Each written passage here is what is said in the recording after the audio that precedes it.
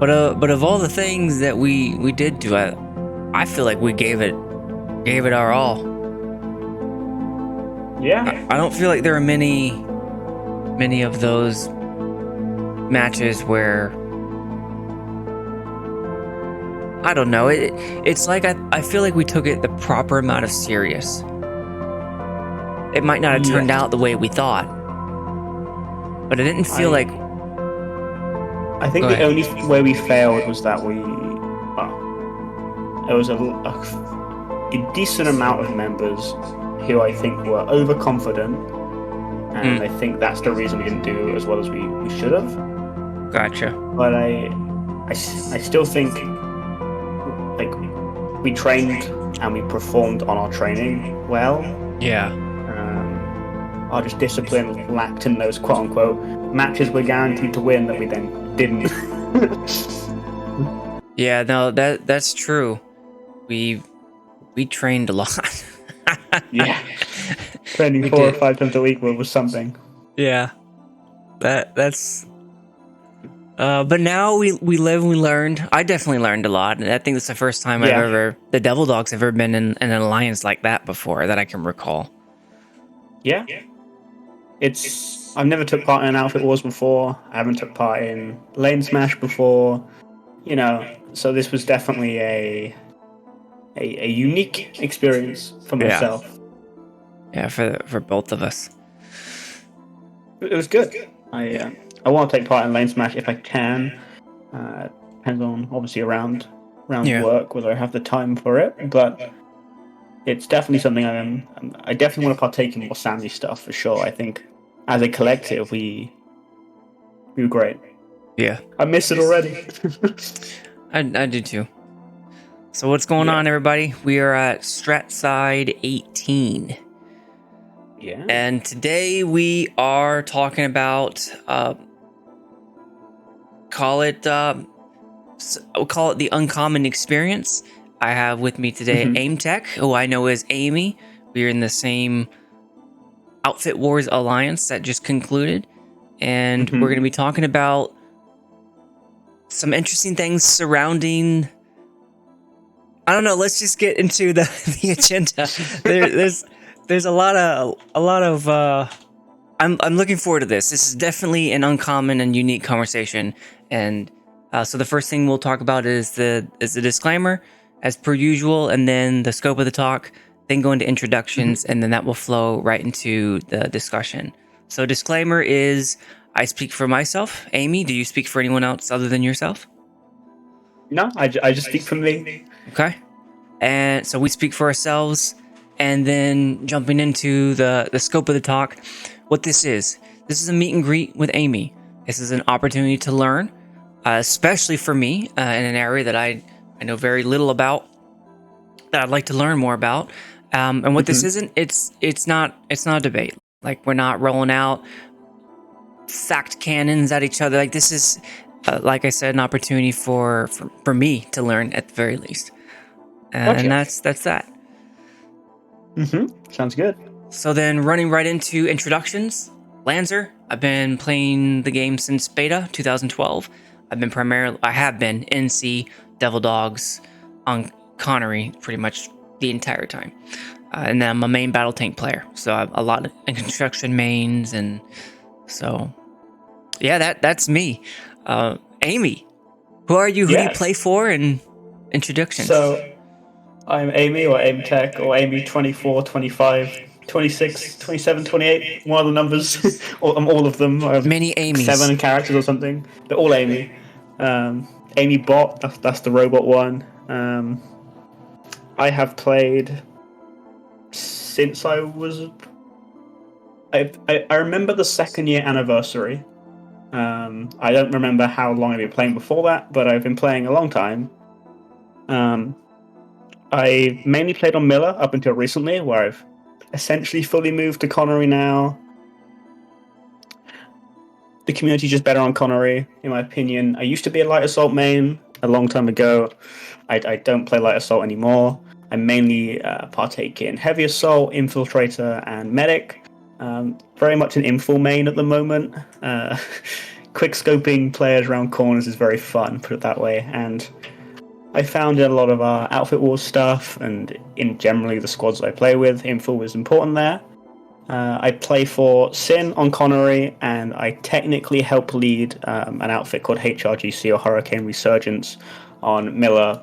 But as I said, I'm mainly partaking Connery. Gotcha. Okay. Gotcha. And is it true you started in 2017, like I saw in your stats? I started way before that. Oh, okay.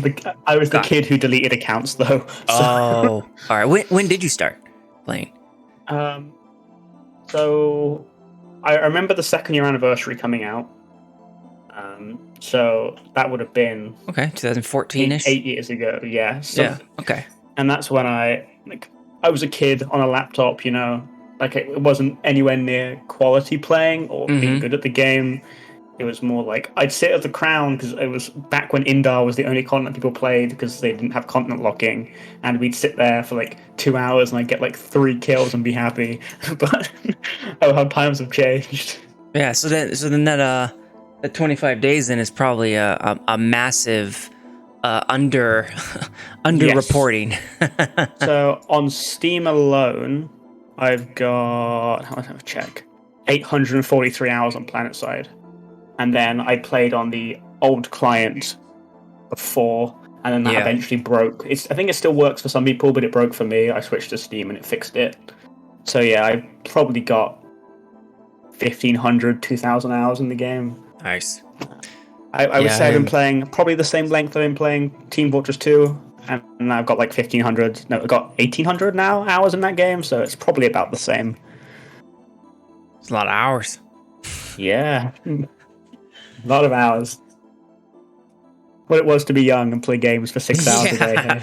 Yeah, no, it feels like it's getting a little bit harder to justify nowadays, but for sure. I don't know. We're a different generation, I think, than like my parents' generation, at least, where they didn't grow up in that sort of environment, and I did. Yeah. So it's kind of, I don't know. I still think we're trying to figure it out because our generation is the one that is growing up older, where those expectations of family and everything else is starting to kick in, and you know, kind of that grow out of it stage. But we didn't, because we've been doing it since childhood. Yeah, and also like we shouldn't have to grow out of these things. I think there's an old school misconception about you should quit the things you like as you grow older to make more time for the quote unquote important stuff. But like, surely having fun's important, right? Like, isn't that what everybody quote unquote lives for, you know? And I think that tends to be the case for at least our generation. We look at it and go, actually, that does kind of make sense. I should be able to play games at the weekend, or you know, whatever you like to do to relax. Right. That's. I agree. Yeah. So jumping into the discussion slide, Robert Frost's poem, I think, immediately comes to mind. That poem is near and dear to my heart as well. The road less traveled.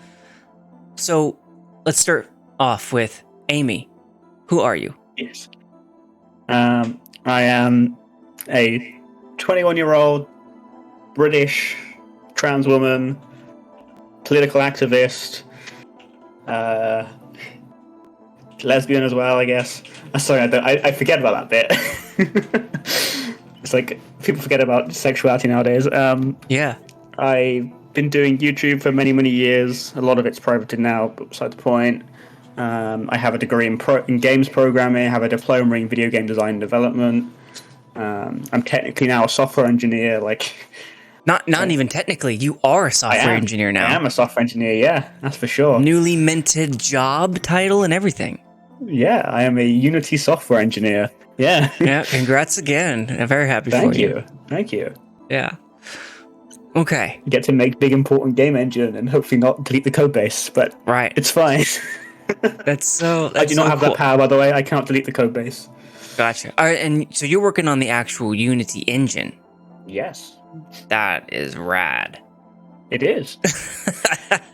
Hopefully PlanetSide can get a new engine at one point. But yeah, that would be nice. Yes, that would be nice. So, 21-year-old. Go ahead. I said, hey, Daybreak, hit me up. Like, you know. Yeah. argue up. Yeah, you now have an inroad.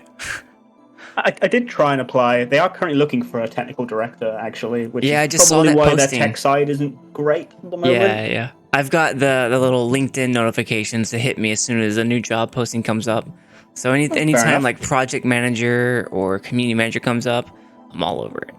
Just go for it, yeah, 100%. Unsuccessful so far, but I'm You should know everything gonna keep trying. Yeah. Looks fun. So, Amy, 21-year-old trans woman, political activist, lesbian. Yes. That is a lot. It is. It is a lot, yeah. Help me understand. I never usually word them together. Usually you find out one at a time. Help me understand, please. Let's take it one at a time. 21-year-old, I can understand that one. I was born in 2001, which is crazy to say I'm 21. Yeah. Trans woman. Yes. So I was, quote unquote, I got to think of the technical terminology now. I was assigned male at birth, and then like 7-ish years ago I came out. So it's not like I'm old in the trans community. I've been doing it for 7 years or whatever. And that makes you old in the trans community? Well, yes and no.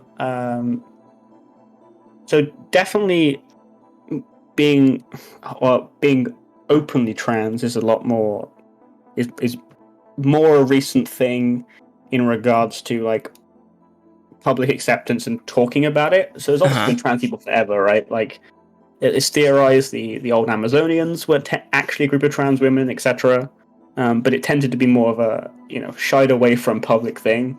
Yeah. And because of that, people who may have been trans didn't know didn't know it even existed, and then wouldn't say anything about it, right? So, but then obviously in the last couple of years, last 10 years, more public knowledge come to it, and then people have started saying, oh, that's me, and then come out. So I guess I was early to the party. I think there was like I say study, there's a trans news podcast I listened to, and they recently did a survey of all their listeners, which is like a couple of thousand people, and like 50% of people who replied to the survey came out during the COVID lockdowns, which is like the last year and a bit, right? So a lot of introspection going on during that time. I imagine so. Like you're at home all the time, you can probably start to understand your feelings more and so on and so forth. At least someone had some good during the lockdowns, right? Yeah. All right. So I'm just going to reiterate again. I know very little about this subject, so I'm trying to step through it respectfully and from a learning position. So I may ask questions very badly because I don't know how else to word it. So that's kind of the thing that I'm walking through now is how do I ask the question in a way that's respectful, in the way that gets to. So I get you. Yeah, so you assigned male at birth, came out 7-ish years ago. When did you know you were different? Is that even the right question to ask? How did this happen? So the story I like to tell, because people always say like, how do you say for example, you see in the news, you see like younger children, like 5 to whatever, 5, 7, 10, whatever. People complain that how do you know at that age? And the story I like to tell is I didn't know in regard to putting a name to it, but I remember specifically being super young, like probably like 5 or 7 in that age range. And I remember believing that I had cancer because I felt wrong, because this was during the big I call it the cancer boom, but when like every TV advert was like, if you have a cough, you probably have cancer, or if you got a skin rash, you got. It was like during that period where it was like a lot of public speaking about having cancer, right? And me as a 5 to 7-year-old or whatever, sat in front of the TV, I'd be like, people feel wrong. They have this thing. I didn't know there was different versions of cancer. I was like, so I must have it. And I remember telling like my family, being like, hey, I feel wrong, I must have cancer. And they're like, no, what? And that was just because my child brain tried to link the things together, trying to understand your own feelings. And now, because we have awareness, which is obviously super important, instead of like me as a child being like, well, I must have cancer, that's the thing that makes you feel wrong, people can now, look at that kind of thing and see, well, it's less retrospective because they're children, but it might be like, this is me. And that's important for a lot of people. And did it happen? Did this happen 7 years ago, and you were just like, "Yep, that's it," or was it like a slow realization? How did that occur? I had no idea for a long time. I just felt bad, generally. Like film back. So I went to secondary school, which is I think you have middle. You're an American, right? Yep, American. I was about to say, for us Americans, it's probably middle school.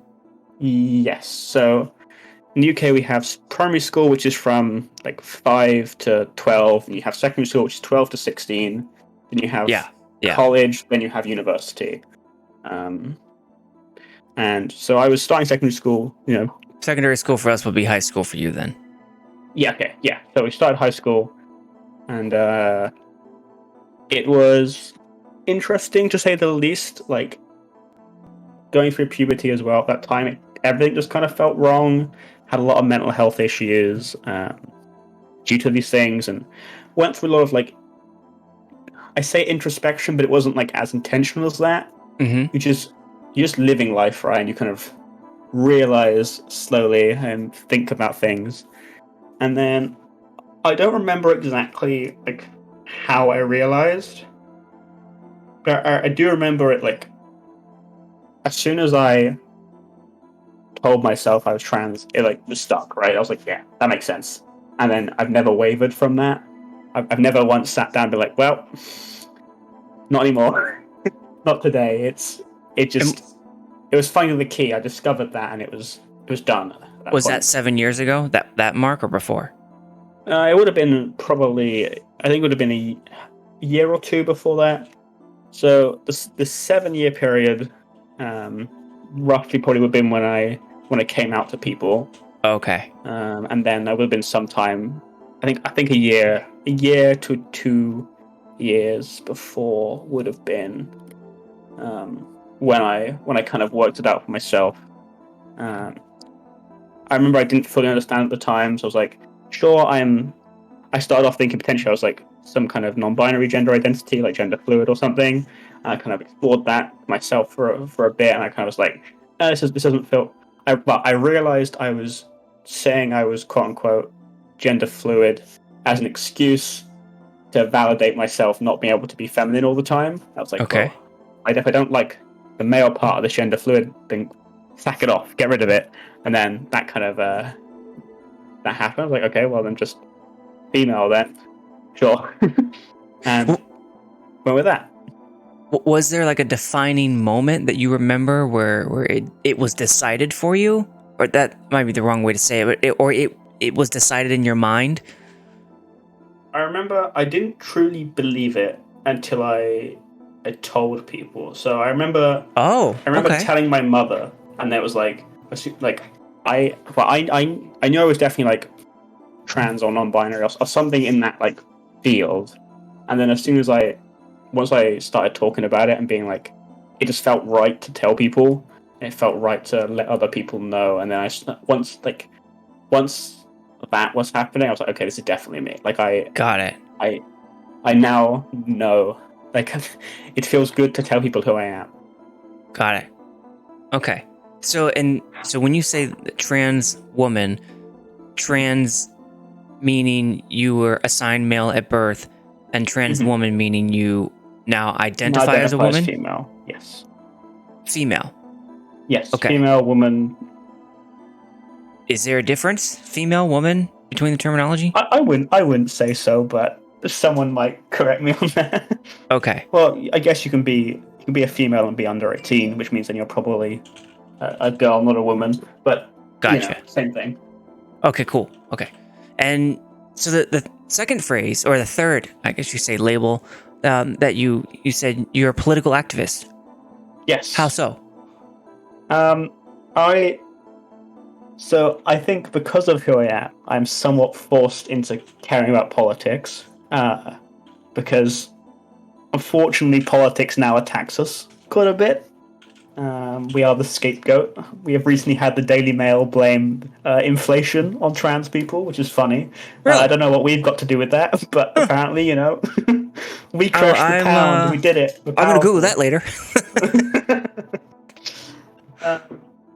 Just kind of, we are used as a scapegoat, or minorities in general historically have been used as a scapegoat, right?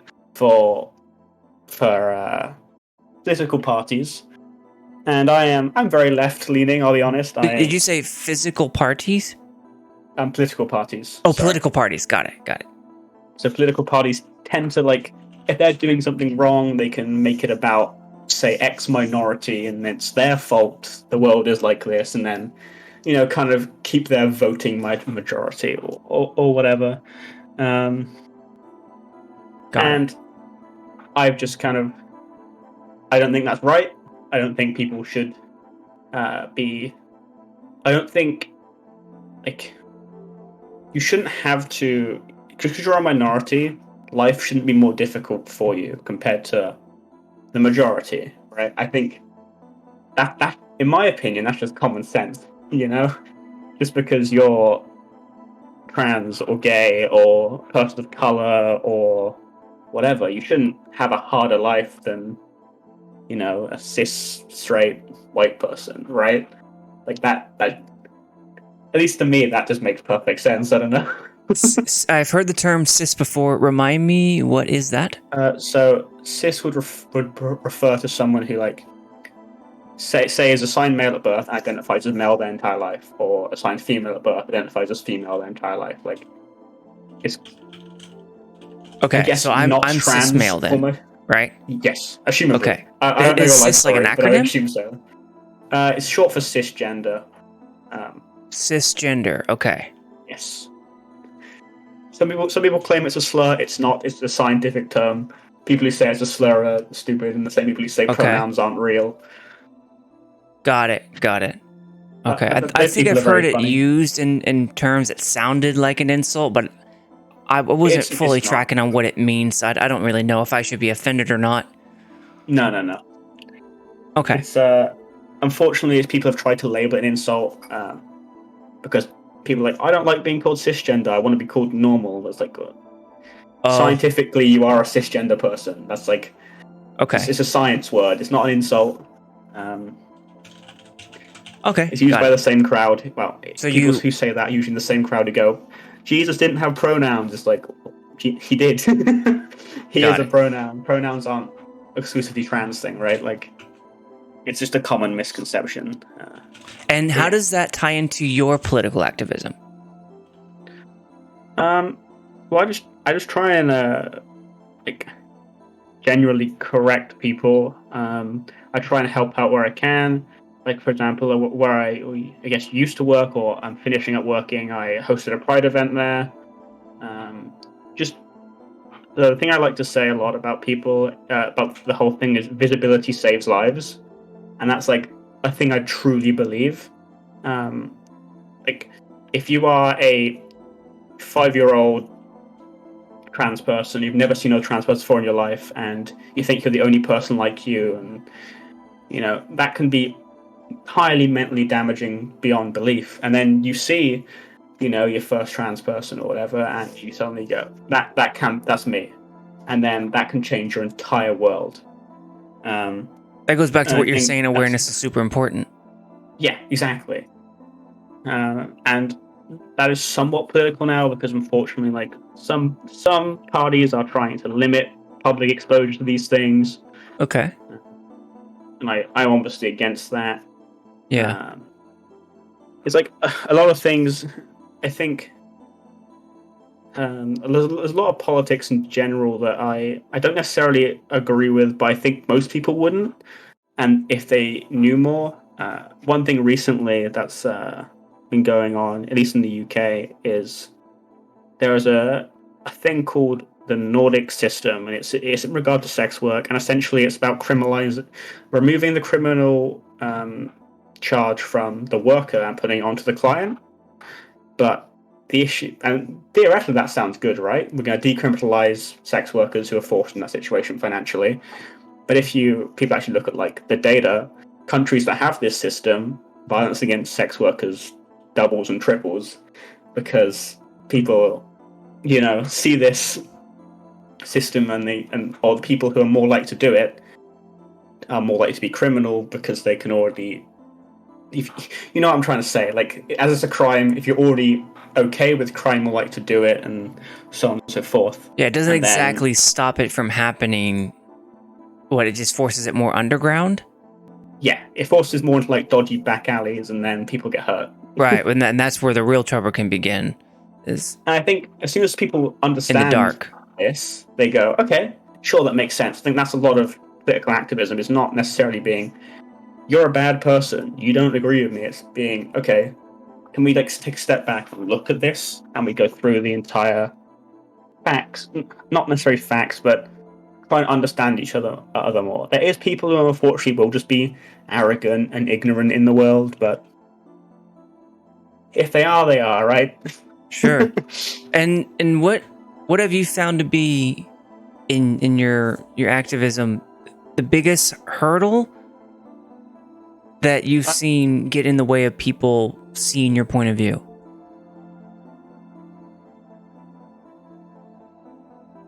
Controversially, I think the biggest issue that I've seen is, unfortunately, I would say religion is a massive one. Okay. It's very hard to argue with a religious person, because if they or debate, not argue, if they believe something because the Bible says so, or they believe the Bible says so, there's not much I can do against that, right? Got it.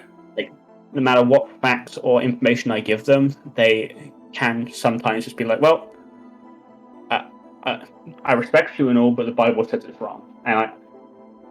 And I don't know every scripture in the Bible, and I know there's some parts in the Bible obviously don't say like love thy neighbor is a very common, overused quote. But trying to argue with some people is just impossible, right? Got it. Or people who automatically don't have respect for someone like me is another one. Like, they go, I think all trans people are bigots or trying to ruin culture, etc. They don't want to listen to me speak as a trans person. They're like, I don't want to hear from you. You are the problem. Okay.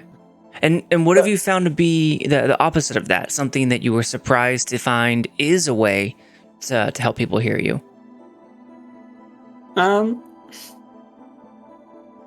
I think generally listening to other people's perspectives. So I see some political activists, people who care a lot about these things. They're very confrontational, and I don't think that ever really helps. Like, if you tell me your opinion, I just go, nah, you're wrong, shove it to the side. Doesn't really help anybody. You're not going to listen to me. I think if I listen to you, you might listen to me. I think. And even if I don't listen to you right away, I mean, it's seed planting, it's bridge building. Exactly. Yeah. Just being visible, being myself in a public space, and people knowing me and stuff. It's like, oh shit, you're not the scary person the media warned me about. And right. I'm the person who plays PlanetSide at 3 a.m. like a degenerate the same as everybody else, or like the rest of us degenerates. Yeah, exactly. I'm just the same. Yeah, and I think, like I mentioned, I had no idea. I don't even remember who mentioned it, but I had no idea of your identity. It didn't come up while we were playing that I can recall. You didn't make any sort of. It did. It's a funny story. So originally, I joined Connery to sort of meme on an outfit. People may guess which one. Yeah. That is openly anti-trans and anti-whatever. They like religion and all this other kind of stuff. Sure. You can work it out. I don't want to. Yeah. So you're my talking about original WTAC. username. maybe. I mean, Yes. it's not about the drama. It's not even about that. I mean, it is what it is. I get you. Essentially, yeah. So my username in game was trans girl Amy, right? Okay. And that was my original name on the account I still use. And I paid for a name change on the account because when I joined SAMY, we did training, and some of our leaders, I would throw you in the deep end, Corn. I'm so sorry. Just would we'd be in training and just shout, or not shout, but say, trans go here or trans do this, and it was like, Corn, that's he probably was not referring to you. Yeah, because he just saw the name, right? He didn't know what it was. He just saw the first name. It was like, I should probably change this before someone gets offended. Because Corn, Corn just fires ready aim. Yeah, exactly. And it's like, okay, I should do something about this. Okay, gotcha. And I know, and I bring it up just not just because of the name drop, but at some point this does intersect with PlanetSide too. And very much so. I'm super interested to see how that comes together. But back to what we're talking about, activism. Check on that. The fourth thing you mentioned was lesbian. Tell me about that. I'm much more familiar with that word, but not how does it all come together? So I am in a relationship with another woman. She is also a trans woman, which is kind of nice. I don't necessarily. I have dated cisgender women before. So it's not like I exclusively date trans women or whatever. I just happened to be that way. Wait. You're trans woman dating a trans woman. Yes. And because you both identify as female. It's lesbian, yes. It's lesbian. Okay. Track it. Yes. Track it. This is the sort of stuff I'm talking like basic learning. Yeah. So like, all right. I have dated cisgender women before. A couple of times. I've been in semi-long-term relationships with cisgender women. Obviously, I'm 21. Relationships don't get that long at this point. Gotcha. I'm like a 5-year or whatever. But yeah, to me, I date people who identify as female, basically. Got it. Whether they're cisgender or not, or trans. Yes. Okay. Yes. Okay, got it. That's that makes sense to me. That makes sense to me. Yeah. How has that been received among your cis partners or even trans partners? Like how does that work? There is obviously some complications with it. Okay. Like there is some cisgender lesbians who are not okay with who do not want to be in a relationship with someone who is trans or potentially may have anatomy that they're not interested in, right? Got it. Okay. In my opinion, that is perfectly fine and valid, right? That's okay. It's the same as a dating preference. Like people might just not find I don't know, people with brown hair attractive, right? And if they find that, that's up to them, right? So that's obviously something that some people can see as an issue. I've not really experienced that too much. Got it. But cool. It is something that people will say dating as a trans woman can be quite hard, especially as a lesbian trans woman, because of that, right? Like if you like certain bodily features that people might not have yet or might not plan on getting, then you can't fulfill that role. But that is the same as anything, right? Okay. Some people might not want to date someone because they've lost a finger or whatever, right? Got it. Yep. It's the same kind of deal. It's more of a term for it, I guess. Random follow-up that's generated in my mind is when identifying as a trans woman or identifying as a woman which makes you a trans woman. Is it the mindset? Is it the way you act? What is it that makes it identifying as a woman? Very, very complicated question. So like I think I look feminine. I think I act feminine. I think I, dress feminine, whatever. you see my profile picture, it's me. Like the picture of me that's on screen, like that was drawn of a picture of me in person, right? Like it's not. Gotcha. Okay. But what I tend to say is like it's very complicated because gender doesn't really tell you much about people. It's like there is a lot of quote unquote stereotypes with gender, right? Like women have long hair and shorter than men, etc., etc., etc. But those aren't like facts, right? There's like obviously averages way out, but there's like 7 foot tall women, right? And there's women with buzz cuts and these kind of things. And then yeah. So telling someone you're a woman doesn't necessarily, or a man or whatever, doesn't necessarily tell you much about them, which is interesting to say the least. But it boils down, I would say, to like a personal feeling. Like inside, yourself, right? You could be in pure pitch black darkness, and you would even like paralyzed, say from the neck down, but you would still know you're a man, right? You just know. Yeah. It's the same. I would just know a woman. Okay. Now that makes me think I probably need to go reflect on that. What does it mean when I'm in a pitch black room and I still feel like a man? What does that even mean to me? Yeah, it's interesting. It's difficult, isn't it? Yeah, I'm gonna need to go think about that. That's interesting. Okay. Oh, that checks. Okay. So then, moving on to your experience, and the part I wanted to start was you mentioned how there was a part where you started dressing, acting, or let me put it this way: your outwardness started reflecting your inwardness. Yes. When that happened, what experience? What happened after that? So, almost everybody not many people have known me both before and after, but the people who do will say I'm infinitely happier now than I was. That I am definitely a happy person to talk to. I definitely seem much more happy, much more open, less shy and reserved, etc.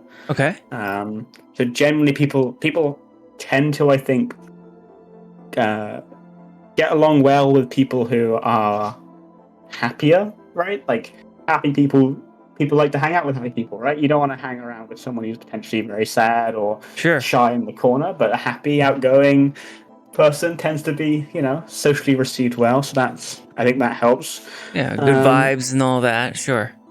Exactly. So I think I was generally received well in that regard. There has been some dickheads over the years, I'll be honest. Sure. There will be. Both I would say actually more online than in person. But we've all know the anonymous keyboard warrior, right? Would never say anything in person, but you're a name behind the screen. You can say whatever you want. But yeah, I think it's been generally received quite well. I still talk to my family and stuff, right? I haven't been like kicked out of home and shunned into the side, so that's good. Yeah, I'm glad to hear still that. Have a relationship with my parents. Still talk to extended family. So I've been somewhat lucky in that regard because unfortunately, other people that isn't the situation. But and that's the world we live in, unfortunately.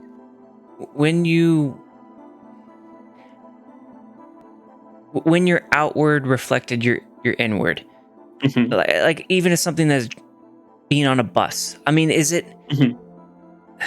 I'm going to ask this question badly. I don't know how to ask it. Is it obvious? Is your appearance obvious that you identify as trans woman? Like, how can anyone just look at you and know you're a trans woman? Like, I don't. That's a bad way to ask it, but that's what it is. Yeah. We tend to refer to quote unquote passing, right? You say you may pass as a woman. I say this in quotes because it's a complex issue. Because ideally that shouldn't be the case, right? Ideally, you don't look at someone and go, you look this way, you're this or whatever. I would say myself, I I think physically I do pass most of the time. I've taken hormone replacement therapy, some other medical stuff. I have some of the classic feminine traits like long hair and whatever else you want to do. With me, I will say my voice is obviously more masculine than 99.9% of women. Sure. Voice training is very expensive. I'm talking like £2 a minute expensive. Is is that specific to trans people, or is that just basic voice training? Voice training, like I've only ever found like specific trans voice coaches who were willing to do like, here's how to make your voice feminine. Rather, like you get singing coaches and stuff who may be able to help slightly, but a specialist is obviously always probably going to be better. And there is places that you can actually go and get this. A lot of it's done online now, but I bought a couple of sessions with people before, and I was paying like £60 for a 30-minute session, which is a lot of muscle. Yeah, right, it's something that I do plan on doing more of in the future.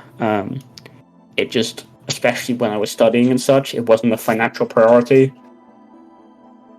Gotcha. Okay. But again, ideally, that shouldn't be the case, right? You shouldn't have to. Like, people should perceive you of what you say you are, not how you sound, what you look like, etc. And another bad question? Is the goal to pass, or is it something else? So for me, yes. Like I ideally would like to. This isn't the goal for all trans people by any stretch of the imagination. But even if I do physically pass, that is more for my own comfort rather than other people's. Got it. I am not trying to pass to make old Janet down the street happier. I'm trying to purely for my own comfort, to lessen my own. Well, so being trans is usually a result of a thing called gender dysphoria, which is essentially where you feel like it's a diagnosis I have, and it's essentially your body does not match your mental image of yourself. Dysphoria generally just means like mental image, and then gender means specifically in regards to obviously gender, right? And you're saying you have gender dysphoria? Yes, I have a diagnosis of gender dysphoria.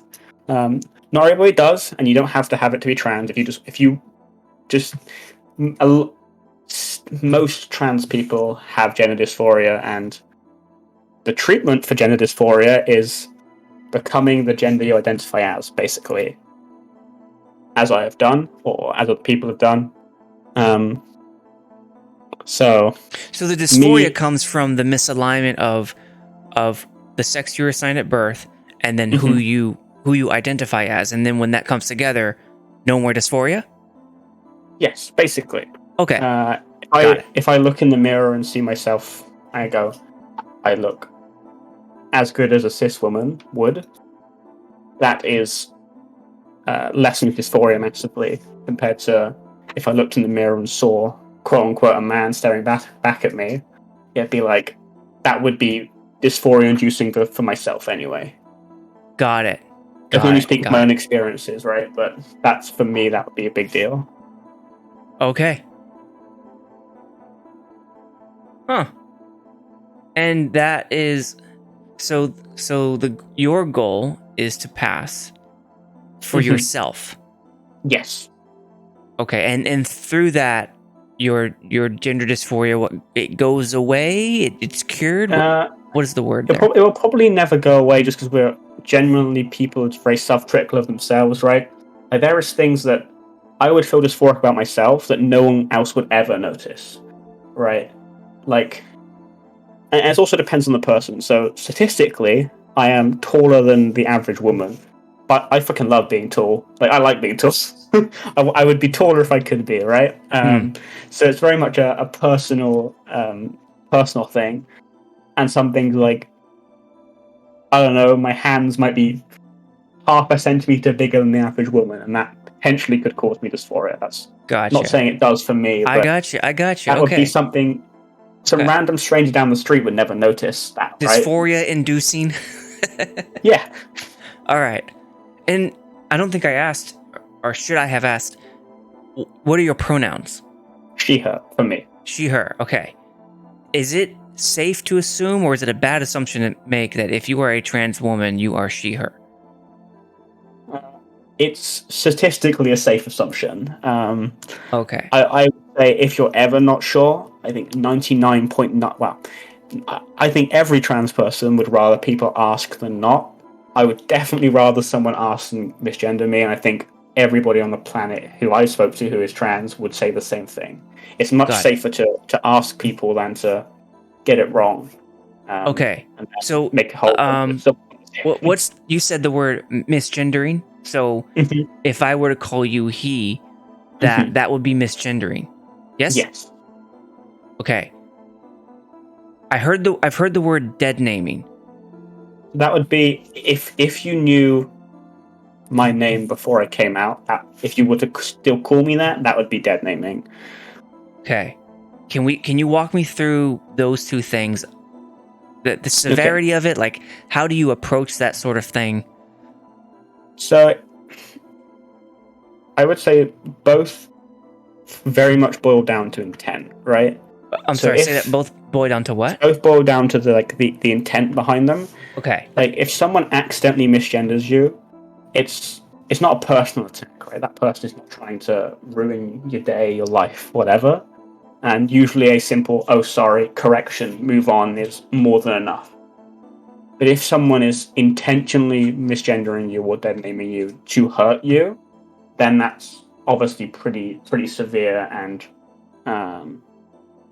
I've seen it. People do it, not to me, and have been like lost their jobs and things over it because it is a form of harassment. Basically, you are targeting someone based on, a minority trait they have, and trying to hurt them because of it. Okay. So you can kind of apply basic harassment principles and laws there. How? Yeah. I'm going to ask this badly. Go for it. If someone were to come up to me and say, "Hey, Lanzer, you look like a girl. I'm going to call you a her," I'll be like, "Well, you're an idiot. I think you're also an asshole." But me personally, I'm not going to get too spun up about it. It's, whatever.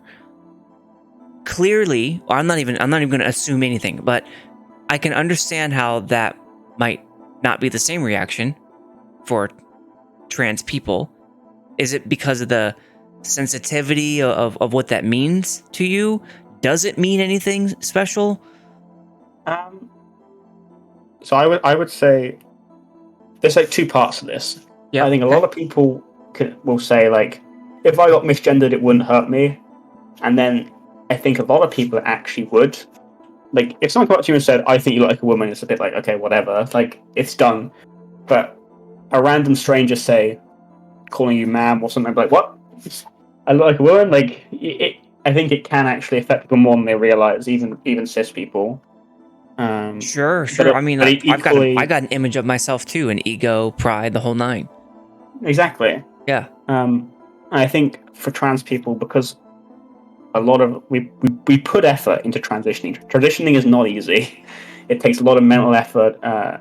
It's also usually quite expensive, like other things, right? And it's not a simple. It's not a flip the switch and one day, yeah. You're talking about hormone therapy. You're talking about voice therapy, retraining, voice therapy. Yeah. Whole new wardrobe. Choosing a name. Like all these, this all takes time. New wardrobe. I didn't even think about that. Exactly. It's like all these other things you got to think about, and you put a lot of effort into these things, or a lot of people do, and then it can feel invalidating to be misgendered, as well as also got it.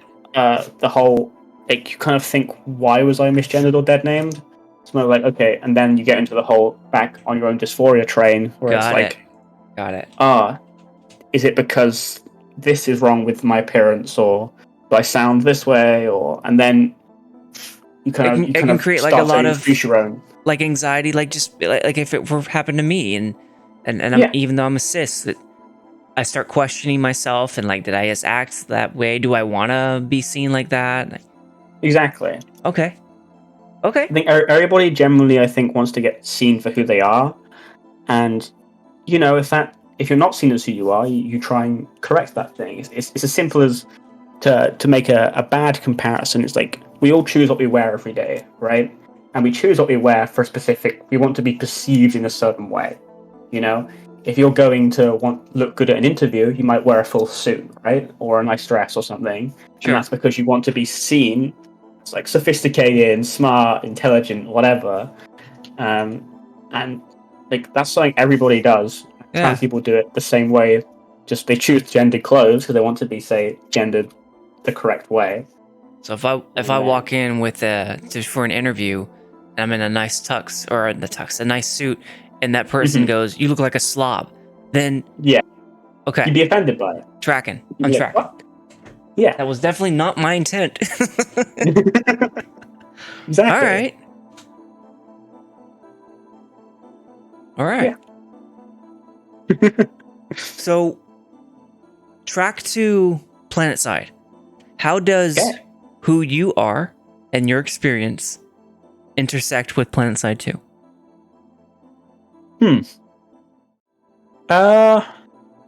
So on a base level, if I'm loading up the game solo and just playing, it really doesn't.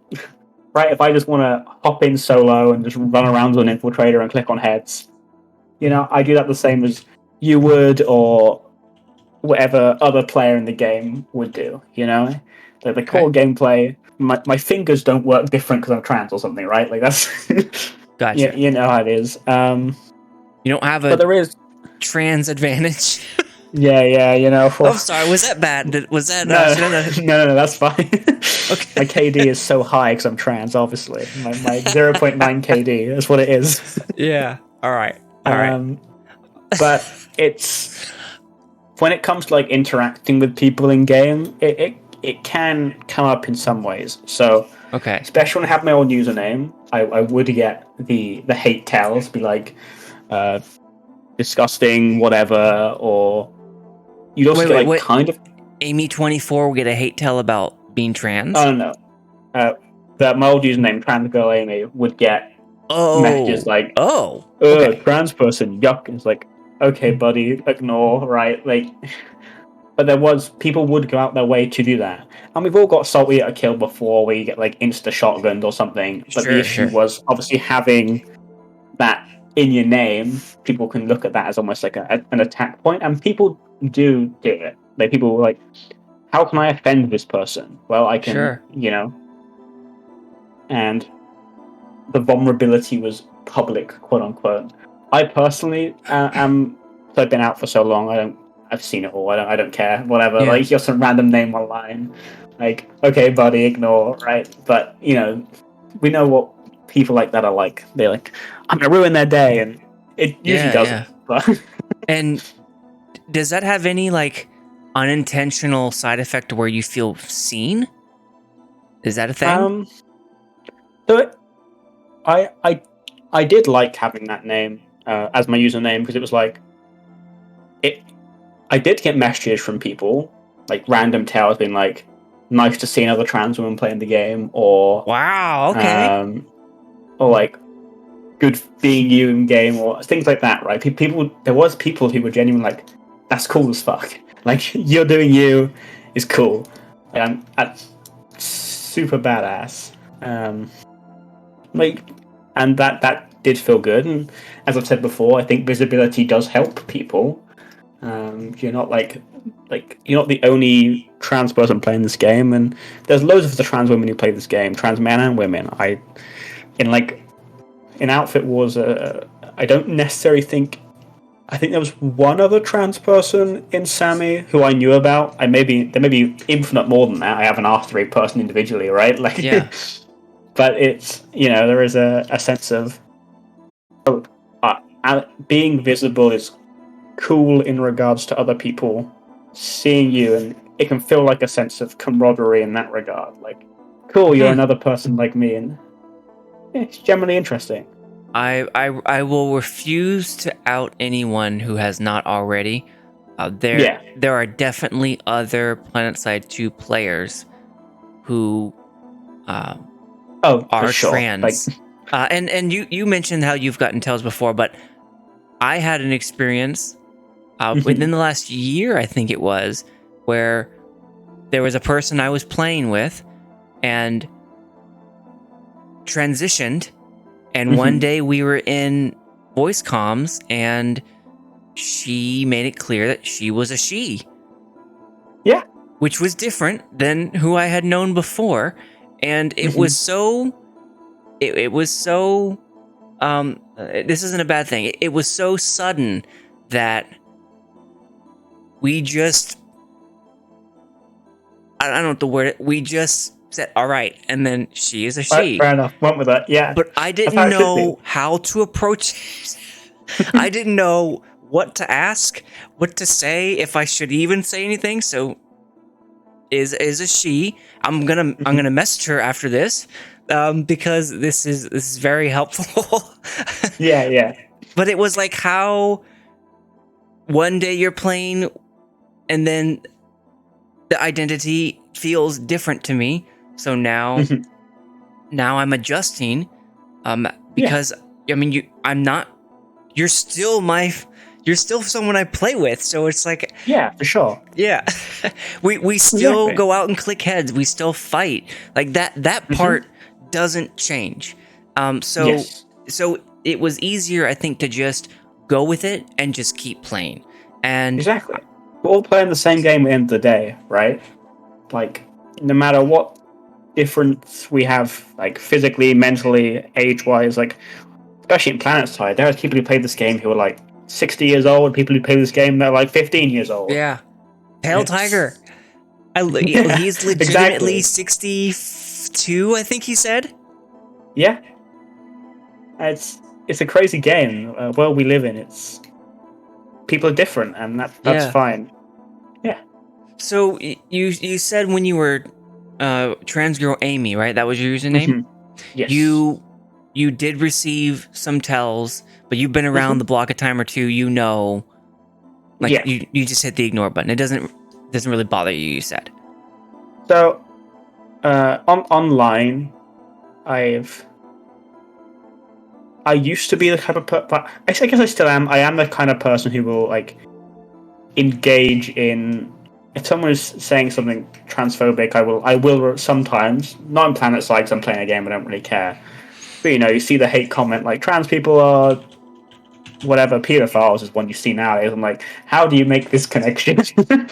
And I love laying down the facts on random people online, but generally most of the time, like these people, you kind of just ignore them. Okay. It definitely, like, in person, obviously, is a significant amount worse. Oh. People saying things in person is... Does it feel more personal?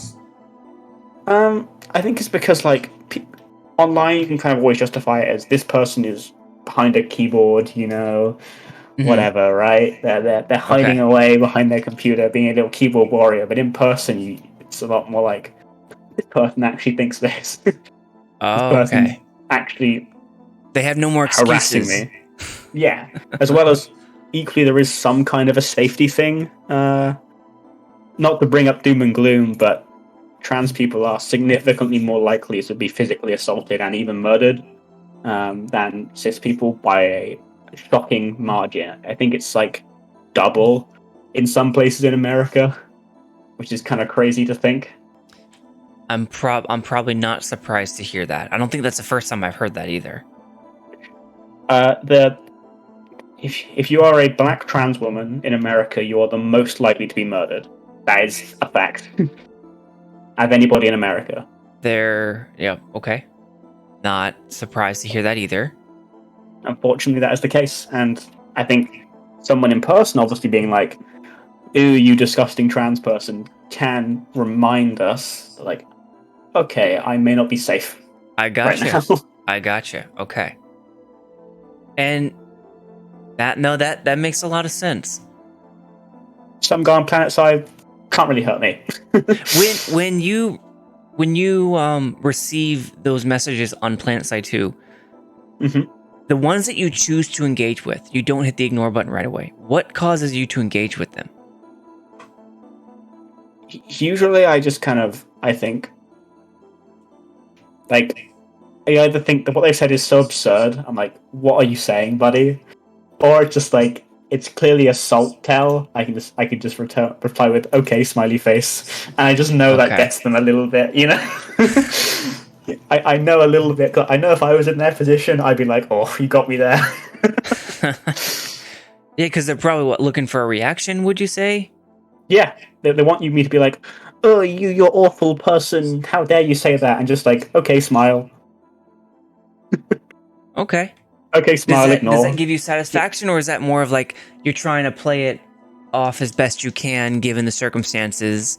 Like you mentioned, like the dysphoria that may or may not be triggered because of that, or may not occur because of that. I think it can be somewhat.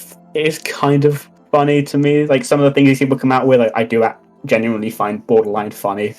Some of the things these people say is so whack, and it is just playing it off a lot of time as well. Like, yeah, sure, whatever. You can be salty, buddy. You can say what you want. You do you, I guess. Okay. You said transphobic, and I've heard that word plenty of times, and yes, and just in discourse describing this subject. That word irks me. Okay. And I want to talk about this respectfully. I don't understand it, okay? A phobia is a fear of something. So is the word transphobic, is that a word because of it's like I don't know, what's like a euphemism, like just something that catches well, a term? So, I think it's just an English language thing, I would say. Like, we say the same thing about like someone is homophobic, right? If they say something bad against gay people, I think it does also stem from. I think it is almost a fear of these things. Like, people don't tend to just hate on things randomly, right? It takes a lot of mental effort, I guess, to hate on random things. So it can stem from a genuine fear about these kind of things, right? Ooh, this is good. This is good. So I'm okay. I want to proceed in the most respectful way possible. Like, this is Go for it. Okay. I would not consider myself what's the word? No, hold on. Let me back up. Let me approach this from a different way. I do not hate you, Aimy. Thank you. I'm glad. I knew you before I even knew anything about you. We played together before I even knew anything about you, and even if I had not known, okay, well, I didn't know. The fact that I can't come to understand your identity more so than I have before hasn't changed anything. In my we still play together. Nope. Yeah. Awesome.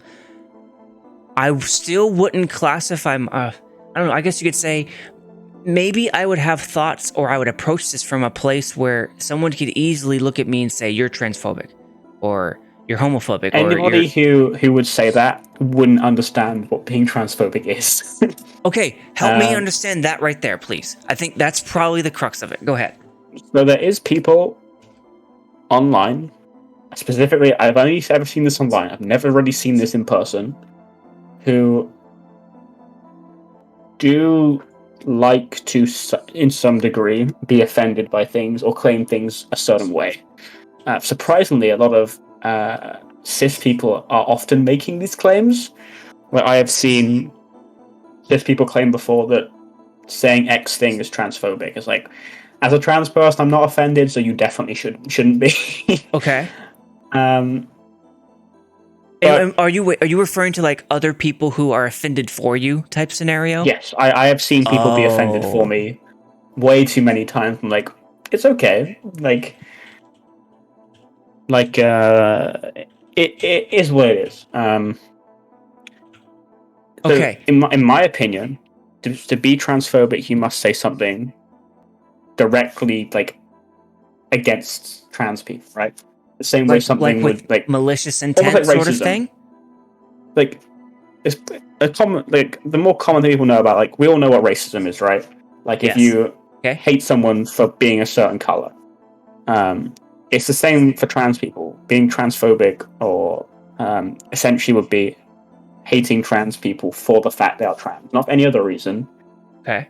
And saying things based on that, like saying trans people deserve to die, right? That would be a transphobic statement. Sure. The same would be to say all people of X color deserve to die would fall into the same category, right? Got it. Yep. Tracking. It And dial it back. Agreed. Understood. Tracking with you. Dial it back more. Where is the line of someone who is closer to that phrase, but not on the other end of the good spectrum, that is not transphobic? What does that look like? So I think there is like, I think again, intent kind of boils down to it to an extent.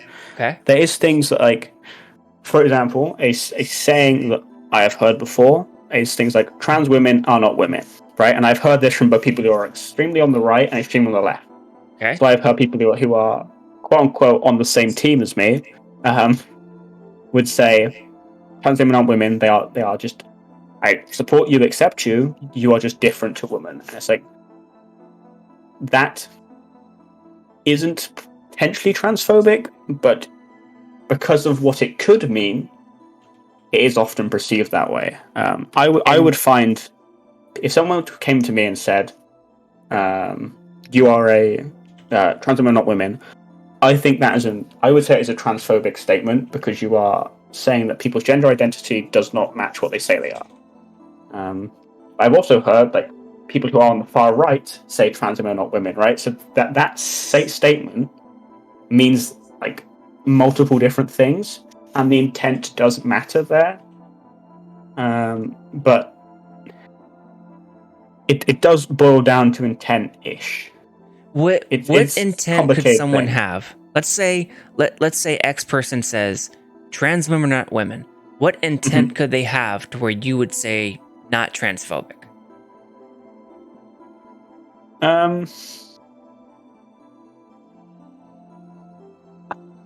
So I have seen people quite far on the left, progressive people, who have said trans women aren't women, and they tend to refer to it being its own gender identity, right? It's like it's like you have like male, female, all the non-binary, agender, and then trans woman, etc. It's like trans woman is its own thing. It's a different gender identity. It's still they would still potentially say it's valid. They have no distaste for trans people. They would support their trans friends or use correct pronouns and use correct name, etc. But they just see it as a different gender identity than woman. They would see them as two separate. Okay. I don't agree with that, but I don't think the intent there would be to hurt, right? Okay. Okay. I would say, if that is your opinion, probably keep it to yourself, as in don't tell people that directly, because it can be taken so many different ways. But that's just an English language thing. Yeah.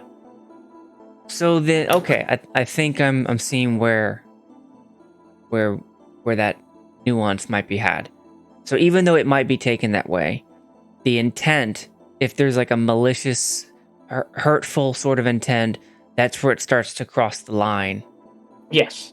Okay. Like I know, not know personally, but I know of people who are, like, in Discord servers I'm in or whatever, who are, say, trans women who have that opinion, or are like, I've seen people dating trans women who have said like trans women aren't women. I still respect and support them. They're just a different, like, it's different category. But unfortunately, the statement also gets boiled down to people who use it to mean trans women are men, right? That's the issue with I get it. The language barrier. It it gets put all It can mean together so in the many same different bucket. things. Yeah. Okay. How Fast had a question in chat. Mm-hmm. Being a transgender gamer, do you use your gaming platform as a way to educate others on their gender? And if so, could you help define what you mean by educate? I ask this because I have a good friend. She's also transgender. She's a Twitch streamer, and I've had the same conversation with her and want to hear your thoughts on it. So the answer is yes and no. My YouTube stuff, I do not mention my gender really at all. I don't. I have in the past. I may throw something together with this and make like a highlight reel or something. Who knows, right? But I don't make, say, a video to be like, hey, here's how to address trans people. I make videos to entertain, right? And I think my teaching is okay, but like, you know, talking about being trans for an hour may not be entertaining to someone who wants to watch a PlanetSide video, right? Yeah. But if I know you personally, I always will say, like, I'm always happy to answer questions. I obviously cannot answer for everybody, right? Like, sure, you every speak for person yourself. The experiences disclaimer. differently. Yeah, exactly, right? Like, I've had people before come to me and say, hey, how do I address my trans friend? I'm like, gotta ask that. Got it. Like, I can't answer that question. But I do try to educate both, obviously, through words, saying, like, this is how it actually is, or here's my life experience. But I also do try and answer in a way where it's like, well, I also do educate, in a way where it's like, me existing educates people that we are just normal people. Going back to the awareness thing. Like, once you know I'm trans and you've played PlanetSide with me in just a random squad, you are then subtly educated that we're just normal people like you. Yeah. I mean, clearly, we're now here talking about it, so that... Yeah. So, and you didn't even... you've never educated me. Like, that. I didn't feel that was an agenda item for you when we were playing the game. We were just playing the game. Yeah. And, like, if you're in, like, some Discord with me or whatever, you may see potentially me correct someone on something or inform someone on something they say, etc. But that's not, like, me specifically as a gamer. That's just, you know, we're in the same space, and often I'm trying to educate because I like these people, right? Like, say someone in SAMY says something wrong, like, hey, we're on the same team, I've played with you before, I think you're chill, whatever. I will be careful when you say this, or you know what I mean. Okay. I don't game to educate. I think, like, I've gamed most of my life. Yeah, you game to game, and the education comes about by you being who you are in those circles. Yes. Basically. I mean, like in our circle now, we would not have met had it not been for SAMY. Yeah, exactly. I might have got shot on the battlefield by you at some point. You know, we are NC, we team kill a lot. Yeah. I don't think we've ever... I don't recall meeting you on live. You were Syndicus, so were you also before Syndicus?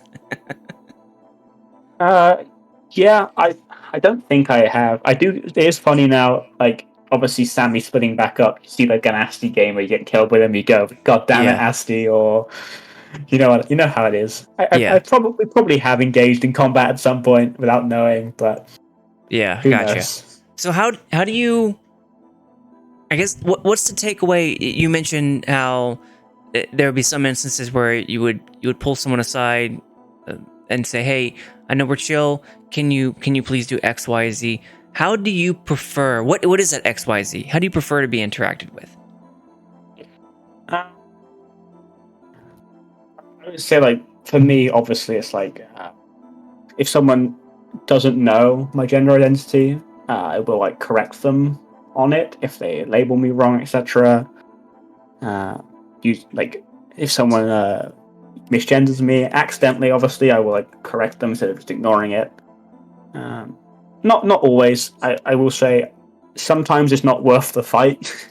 Like Mm-hmm. in SAMY and stuff like that is fine, right? But if I'm speaking to someone in some random squad, say, and they get it wrong, it's not sometimes the place in my, like, for me, I do not feel comfortable within some random 48-person squad on live holding down the V key or whatever in the squad, like, hey, can you make sure you use this pronoun for me? Personally, I'm not okay with that. I gotcha. I'm not okay with it for myself, but other people can do as they wish, right? That's not my prerogative, so to speak. Got it. So you do apply a certain time and place mechanism to it. Yeah. It's like, for example, in a YouTube comment, right? If someone in a random YouTube comment uses he, him, delete the comment, right? It's not worth trying to respond and be like, in the future, if you watch another video, can you please do this? Because they're not going to even read the bloody comment, right? You said you would delete the comment. Yeah, just hide the comment personally. Okay. But depend on what it is. Like, I'm not super. Obviously, I don't like getting misgendered, but it's it's complicated. There's always nuance to everything, right? I'm tracking. I think we've talked through it enough. I think I'm tracking what you're saying. Yeah. It's just sometimes it's not worth like almost engaging in that kind of conversation, especially because like I don't know how someone will react, right? Like if I'm in a squad with 12 other people, a random squad of people I've never met before, they're barely even talking, and I get misgendered once. Is it, at least for me personally, I would just rather ignore that than start maybe an open discussion, then find out like 3 of the members hate trans people, right? Because I just want to click on heads in that scenario, or I want to drive a tank or harass her, or you know what you're I mean? a gamer. We're gaming. Exactly, I want a game. I'm enjoying the squad. I didn't come here to have a political discourse, philosophical discussion. I want to click heads, God, leave me alone. Yeah.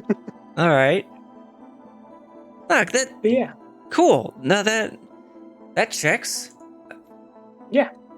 I'm mainly processing new information. This is good. Yeah, I hope so. Yeah, it's certainly educating, for one, but more importantly, I just wanted to learn more about it. I'm tired of walking through. This is not the first time I've had a conversation. I used to live in Boston, so there was an instance where I was in the dance community, had a wonderful conversation about someone who had transitioned, but I walked away from that conversation realizing that I had asked so little of what I feel like I can apply to my daily life when I encounter someone who is transitioned or is transgender. Yeah. I've had a lot of time to think about that conversation and try and understand what can I apply from that? What can I do to make that, I guess. Yeah. It's hard for me to put it on into a day-to-day words. basis. It's just like day-to-day basis. I think as long as you treat people with respect, I would say, like, obviously gender people correctly when you can, correct name, blah blah blah blah blah. The only advice I genuinely give out to everybody is, if you do misgender someone, apologize and almost move on, because it does happen. But I've seen way too many instances of people like spew into a 3-minute apology, and it's like, okay, can we move on? Yeah. Apologize and move on. Okay. Like I play a lot of a card game called Magic the Gathering, right? Yeah. What I love it. What decks do you use? So in Modern, I currently play Crystal Brown Reanimator, and that's fun. I love that very much. Play a lot of Commander. Play John in Standard right now. Those guys. And it's like, it's fun. But I meet a lot of people randomly, and I have been misgendered before because of it. Okay. And I have seen, unfortunately, people like spew into like a 5-minute apology, and it's like, okay, buddy, we can move on now. I got it. And just, it tends to be better for everybody to apologize and move on, and obviously use the correct pronoun from then on. But it's okay. You don't need to rant about it for 10 minutes. It's okay. I'm sure. I know it was an accident. Tracking. Okay, it sounds like there's a certain amount of grace that you afford. Yeah. Okay. But people make mistakes. Everybody does, right? That's good. I think my understanding around the topic, especially where the word transphobic, the discussions I've heard surrounding that just in news, YouTube videos, it just seemed like there wasn't a lot of margin for error if you make that error. Misgendering someone is not transphobic unless you're doing it with intent to hurt them. Okay. Right? If you know you're misgendering someone and doing it because you don't like, if you know what the correct pronouns are and you're choosing not to use them, then that is transphobic because you're doing it like for some malicious reason, right? But if you make a mistake, you slip up once or twice, that's human. That's natural. If someone says they don't hold any maliciousness toward you, but still refuses on the grounds of like religion, or they disagree with you philosophically on like that in between progressive that you said, do you consider that to be transphobic? I would say if you refuse for any reason, like if you refuse to use someone's correct pronouns in regard to them being trans, or you refuse to use someone's correct name in regard to them being trans, you are choosing to avoid their identity, right? Okay. You're choosing that. There's a sign that I would say that is transphobic. Tracking. Yeah, if you're choosing, if you make that conscious choice, this is like the same way. It's not being respectful, right? You're choosing not to respect someone based on the grounds of them being trans, which is therefore transphobia. So then that gets me to back to PlanetSide 2. Mm-hmm. The outfit in question, the person in question, I guess you could say, or the circle of people, mm-hmm. For everyone else in that outfit, who is just regular Joe Blow, regular gamer person, X planet person, mm-hmm. do you consider them guilty by association? Is that a thing? Okay. So WTAC is a complicated issue. It falls into the same category as an outfit we have on Miller called BHO, which I am more familiar with than WTAC, and so I'll talk about them specifically. Okay. Boneheaded Overlords. So Zergfit, the guy who runs it, is a guy called Mike. You've probably seen him on Reddit and people annoyed at him for doing a salty orbital strike on like one guy because they hit a headshot. Like, I'm not even kidding. There's a clip going around recently where a guy got kicked from the outfit for logging in on a Sunday and refusing to join the squad. He's not a great person. But beside the point. Gotcha. Okay.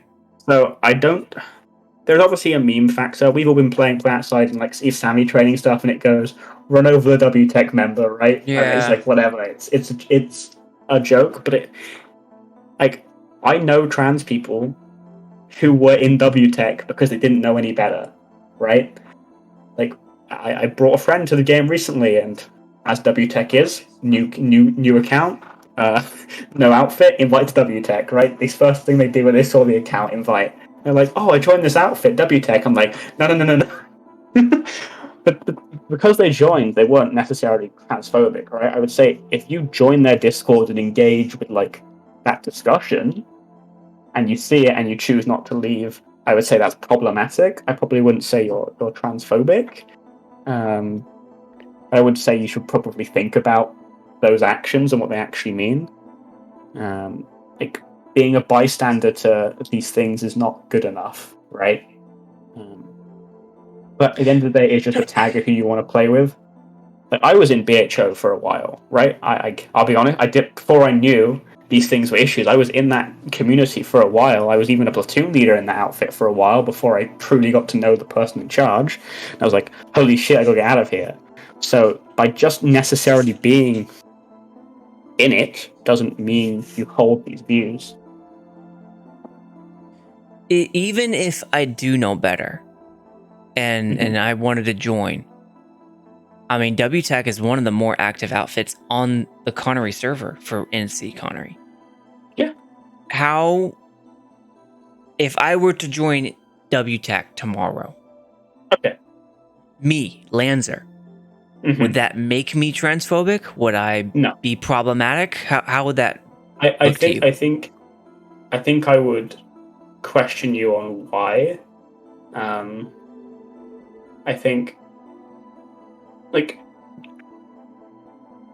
if you if you were to join WTAC tomorrow and you were like, just playing online,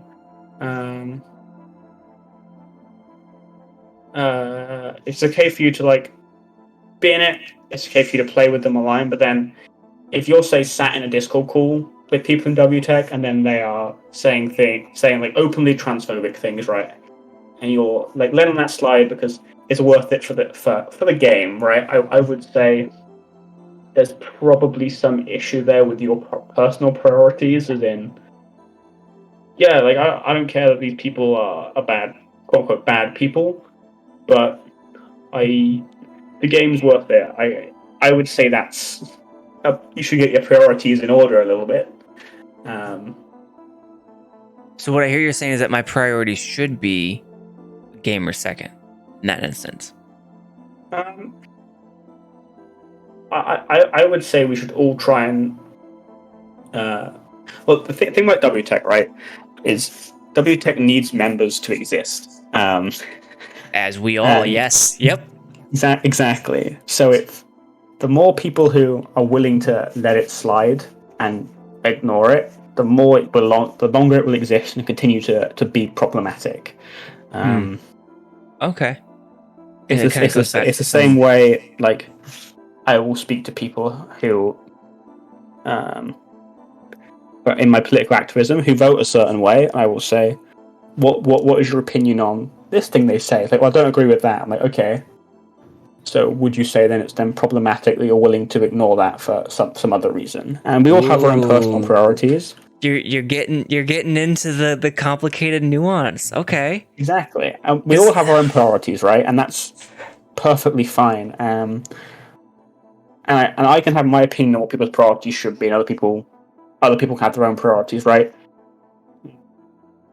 Like, my priorities are a place that is safe to people to talk to, and etc. etc. But if your priority is you just want to be in a squad of 48 people, WTAC is probably your best option. WTAC is one of two options. Sometimes, yeah. I mean, I was just on maybe a few hours ago, right before we were playing. I was Amarish was the only one open. WTAC was one or two of the squads that were open. Yeah. If you want organized play, right now WTAC is a good 25% chance they are on the board playing, and 50% chance they are one of the only ones with a platoon up. Yes. It's difficult for me to choose my morals over that. Just being upfront, I'm here to game. So, am I necessarily and concerned? joining a platoon and stuff? I think is fine, right? Well, I joined the platoon. Somewhat sat in. I've sat in WTAC platoons before, just to farm XP, right? On WXP weekends, get the extra 15% from members or whatever, right? Other members. I'm like, sure, I'll sit in. I don't care, whatever. I'll sit in that for 2 hours. But I think there's a difference between, like, you can be in organized play in that game without, say, going to their Bible talk studies they have, for example, and ranting about how you hate trans people or whatever. Just as though, okay, I've been in their platoons multiple times, and even in platoon chat, they have discussions. I mean, I don't even have to be in Discord to hear that. When I choose to speak up in the manner that I do, normally, Amy, I know you're not there.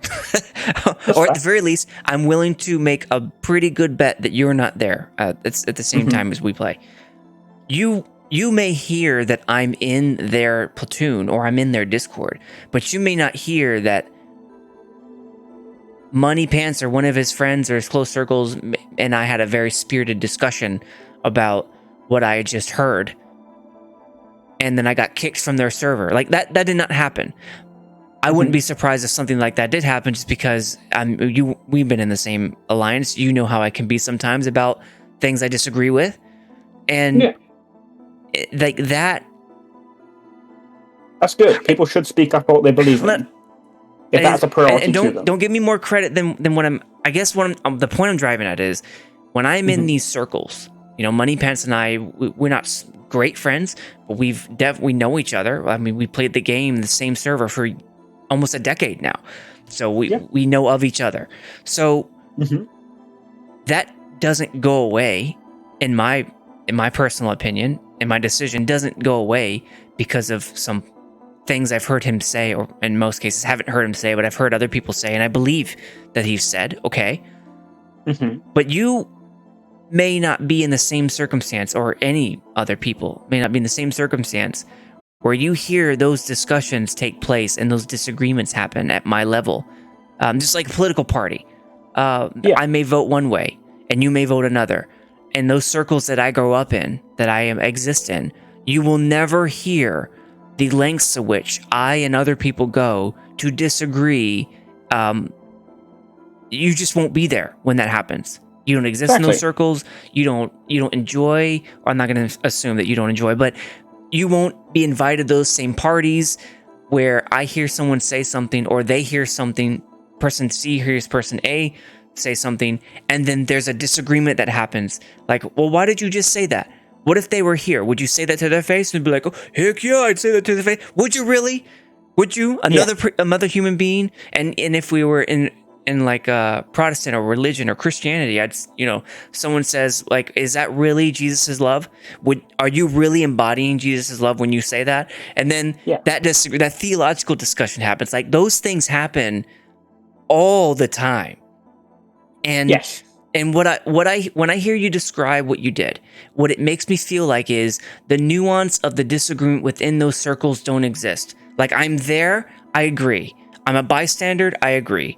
And that strikes me as something that I feel like there's more grace or more benefit of the doubt that you can afford, not just me, but other people in that room.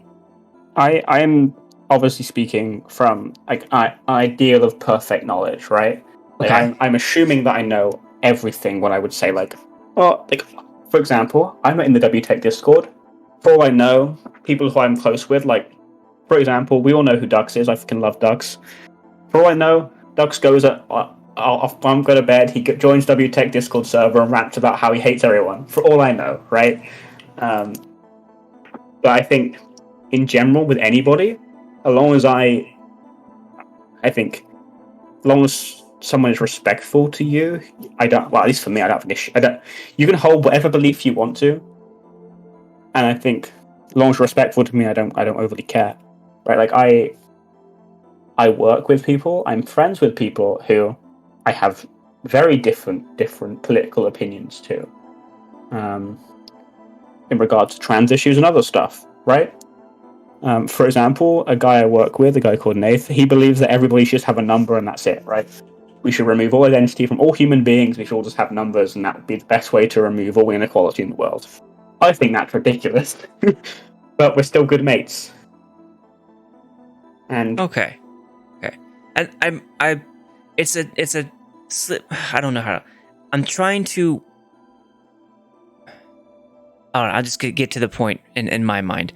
I care about what you say, Amy. I care about what you think. I like you. We've played together. I respect your competency. When you talk, I listen, and it matters to me that you would think me transphobic if I were in the same Discord as Money Pants or as anyone, really. It doesn't make a difference, because I care about your opinion, and I consider us, at the very least, acquaintances on friendly terms. And I would want to keep a good relationship with you, where we've been in the same faction for a while. I imagine we will still be, and that's why I'm digging into this. It's a very complicated issue, right? Like, you just said you've hung out with Money Pants before, right? I do not think any less of you. You telling me this, because I know you, right? But say, for example, there was I don't know, say user X, right? Don't know who this is, theoretical, right? This is not obviously anywhere near anecdotal.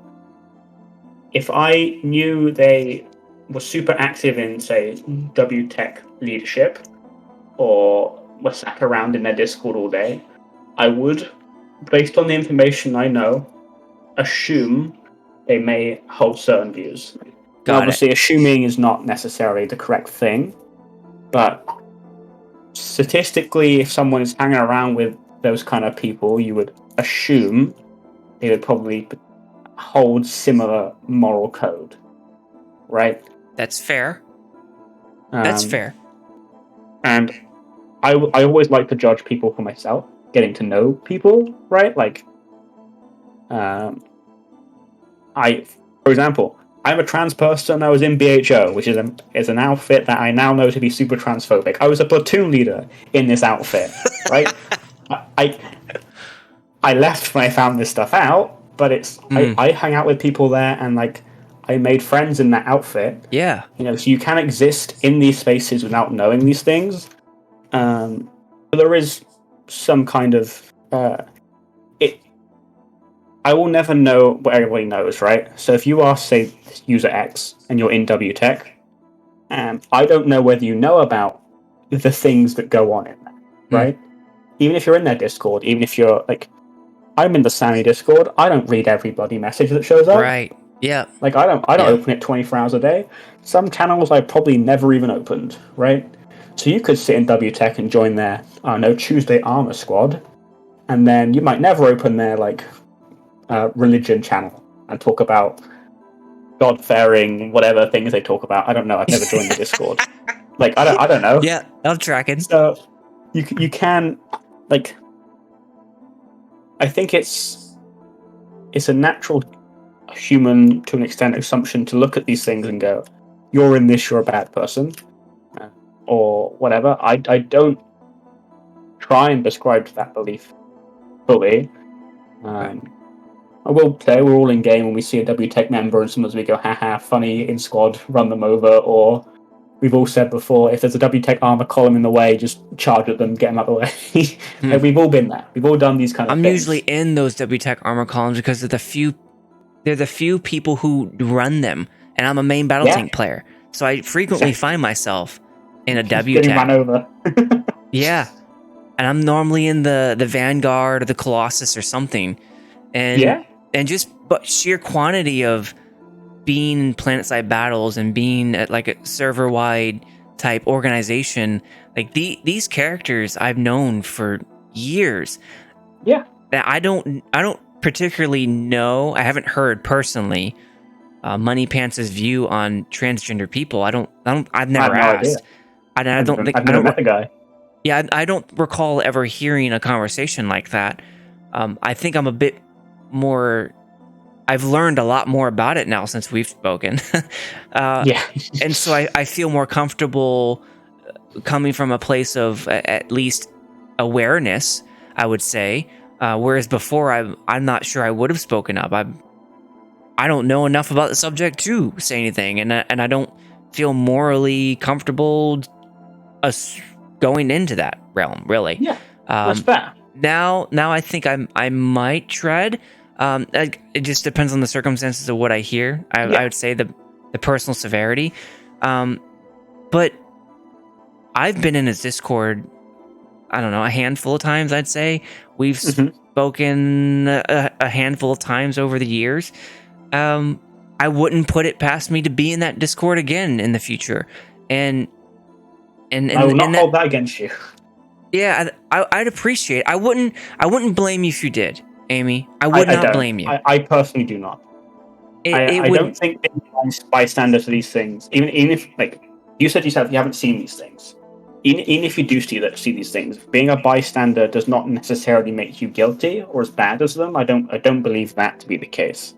But I do think if you being a bystander, you will not make things improve, right?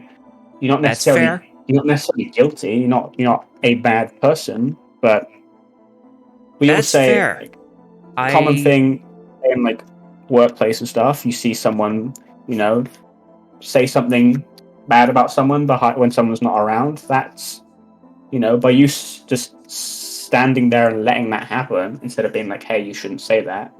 It's somewhat, to a very minute degree, encouraging / allowing that behavior to continue.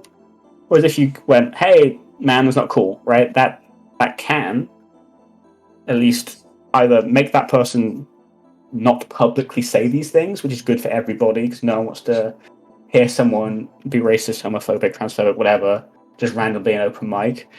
Or it may that's fair. do nothing, but one person saying, hey, should we be saying that? Or, hey, I disagree. That could be the mechanism through which learning can happen.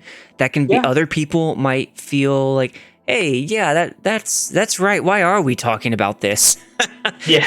Like there's a lot of that can go on. Not an agreement thing. Sure. Even if it's not based on like, even if you don't learn from it, if the person who is say transphobic or homophobic or racist or whatever, if they just keep that opinion to themselves, it's like better for everybody, right? It's just you may not even educate them on that, right? They may still continue to hold that belief, but no one wants. Well, I would say most people don't want to be around like that conversation, right?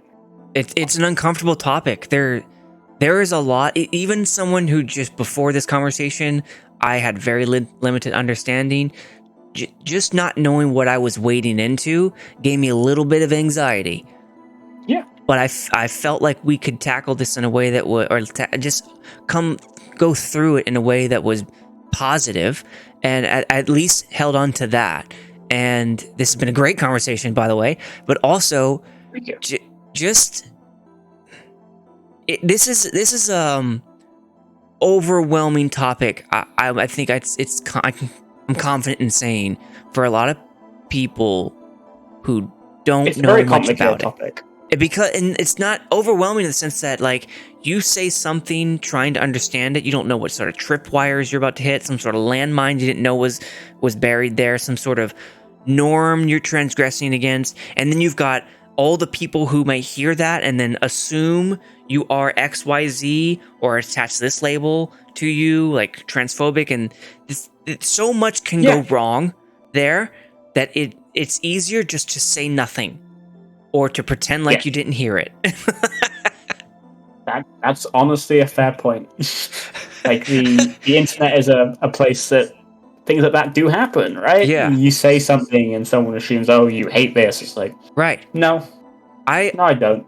I risk right now someone hearing 5 seconds of something that makes me sound transphobic, clipping that, it going on Twitter, and now suddenly I'm getting DDoSed because someone didn't listen to the hour and 40 minutes that we've been talking to, and I don't begrudge them for doing that, but that reality can occur just by me having this conversation.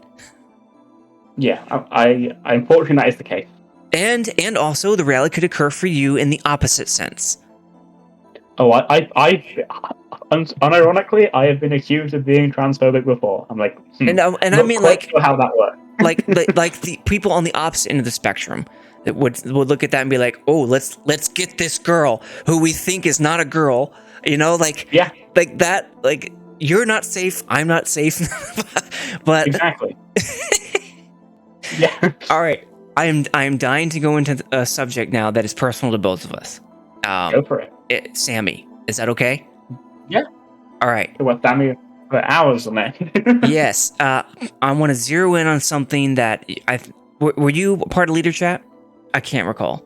I was not, no. Okay. I'm not going to divulge.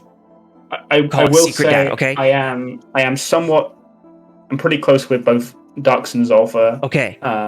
So, all right. Like, I have probably heard 99.9% of things that happen in the Leader Chat. Cool. So I'm not going to be mentioning names. It's not important. That's fine. What is important is when you were talking about how if you associate with certain circles, call it WTAC, you may be associated with certain beliefs you may or may not hold, but because people, have specific time, like I'm not going to spend hours and hours researching what this person believes. I get it. Totally fine. Yeah. in that same way, I need to flip that back around on SAMY. During when we were you brought it up a little bit, what might happen if we went up against SAMY. Okay, there was an outfit wide or an alliance wide agreement, call it, that if we faced against WTAC, we would take certain measures. We would change certain things, but we would make it clear our stance in opposition to WTAC. All right, that didn't materialize, so that didn't happen. Yes. But the leaders were poised to execute that, and they were all in agreement. No. I'm going to back up. The leaders were poised to execute on that, and I'll leave it there. I'm not going to talk about who disagreed with what. It doesn't matter. What does matter is that as a SAMY Alliance member, whether or not my stance was I agreed, I disagreed, whether or not I was in the same circles or even privy to the conversation, the entire alliance was about to be put in that position of taking that stance against WTAC, and now I, SAMY member, am in that circle, being ascribed labels, being ascribed beliefs that I may or may not have hold. And I'm the way you described the WTAC scenario, I immediately thought of the way SAMY people were going to be thought of because of those actions that were decided upon. Yes. So if we did play WTAC, like I know what the plan was like pink camo, like change the logo, those kind of things, right? Yeah. That was all. And that was the. And I was going to end up doing the Docs wanted me to do the interview at the end. There we go. Post-match interview. Yes. Yeah. I was going to let you say it, not me. I know all these kind of things, right? And I was like, yeah, that's fine. And so I think that would, I guess, put everybody in SAMY to some degree. To some degree, people would agree that they are trans inclusive, LGBT inclusive, and I think the difference between the two is obviously it obviously comes down to a personal opinion, but I consider one being very positive and one not being so positive, right? Sure. So I'm sure there's people out there who will look at it and go, you support LGBT people? That's awful. I don't want to be around you. But I would say, at least as an outfit, at least SAMY as an alliance, we were very, very open in regard to we are trans inclusive, we are LGBT inclusive. If you don't like it, fuck off, basically. That was not something that I think was hidden very well. I would not say that was an obvious thing. Huh? Maybe that's just from what I've seen. It became obvious after I'll out myself. After I brought up, why are we doing this? Where did this come from? Because it seemed like it was just one day we were playing Outfit Wars, readying up, and then, if we play WTAC, by the way, all this is going to happen. I'm like, what? What do you mean? Yeah. Where did this come from? Who decided this? When did we decide this? I will say, go ahead. I think it was more of a meme, right? Like I know obviously it would happen. I will say, from my understanding, it would actually happen, and it would be somewhat to take a stance, but it was also like a joke, a kind of like play up of how it is, Yeah. I think that did come across. That did come across, but you and I, that was back when I didn't know you. I really didn't know who was going to be doing the interview. I learned later that it was you. I didn't know you personally, and my main question was exactly kind of what you described the WTAC scenario. I don't know your beliefs. I don't know what you're about to say, and you're representing the entire alliance. Yes. And this is going to be a topic which I would call can go wrong so fast. And so now I think I had spoke about when I was told I was like, hey, would you be willing to do it, right? Also, I was offered to be paid to change my name back to Trans Girl Aimy for the match, things like that, I right? bet. Like, that was all things that were planned to happen. Secret leaks, I know. And I did speak about this, and it was... I was not going to be... The plan was I wasn't going to be going into the interview and start being like, WTAC hates trans people, right? That wasn't the plan. Okay. It was we didn't know what the plan was. And I say we because I was in leadership chat and I didn't even know what the plan was until I brought it up. So I believe I was chosen for that, obviously for being trans as a first. Okay. But also, like, I think we've learned. I hope you think I'm a pretty respectful person. You know, yes. Now that we've spoken and I've gotten to know you, Aimy, like, rock on. Like, there's just the fear of what it was that was about to happen. Like, were we about to throw a hand grenade over the rail on live PSP chat? Like, it was not obvious to me what was about to go down. That's fair. I obviously don't know the conversations that actually took place in leadership chat. I only had like Dux and Zolfa and other people in charge be like, hey, if this happens, would you be willing to do this? I'm like, yeah, sure. I know when we played Too Sexy, Zolfa asked in like general, he said like, hey, could we get some LGBT people to talk today? So yeah, sure, I did it. And I did talk in the post-interview for Too Sexy, but it was never really brought up. I think it was more of a case of giving people the opportunity to like, I think it was somewhat almost promotion for SAMY, being like, yeah, we're an inclusive outfit, you know? Right. We include all these people, and that is, I think, actually very important for a lot of people. If say I was to join WTAC randomly for Outfit Wars, and I saw that, say I didn't know what they were, and I found out they were transphobic or whatever, I would leave. I wouldn't want to be involved in that. So they are, right? I actually will say I have never been in WTAC. I have never heard anything directly from the mouth. I've only heard stories and so on and so forth. So I cannot 100% definitively say that these things are said by like money pants, etc. I'm relatively new to Connery. Been on Miller for like 8 years, and Connery's been like 2. So I've only heard the latest. Okay. Well, so you know, I felt comfortable bringing it with you, and I didn't want to really push the subject too much because of the way it may put me, the light that it puts me in. I understand that I'm walking a tightrope. Yeah, I can see that. We are talking about other people and like other outfits and stuff, and I don't want you to get in any trouble. I was literally zeroing in on. It wasn't obvious to me, and I'm willing to bet if you were to poll the average SAMY Alliance member, it was not obvious to them either. The lengths to which we were inclusive.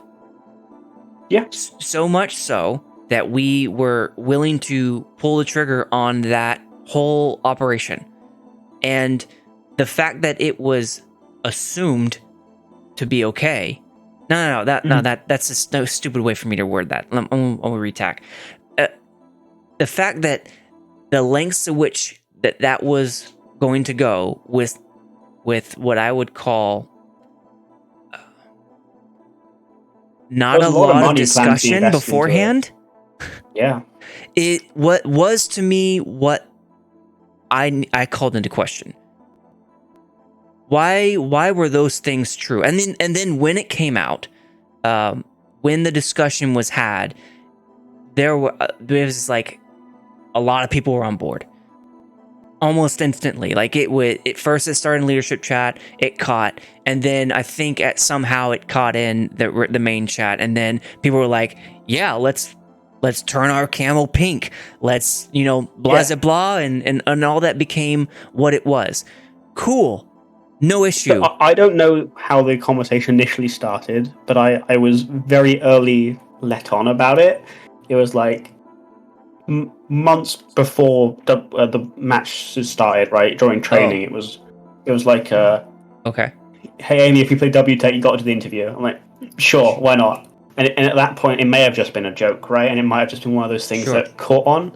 I can't say for sure. That I to don't me is know fine. how it was discussed. That to me is fine. Like a lot of these things will start as a meme. It starts as almost like a, hey, if this happens, wouldn't it be funny if we XYZ? Like that's no problem. I'm not even worried about that.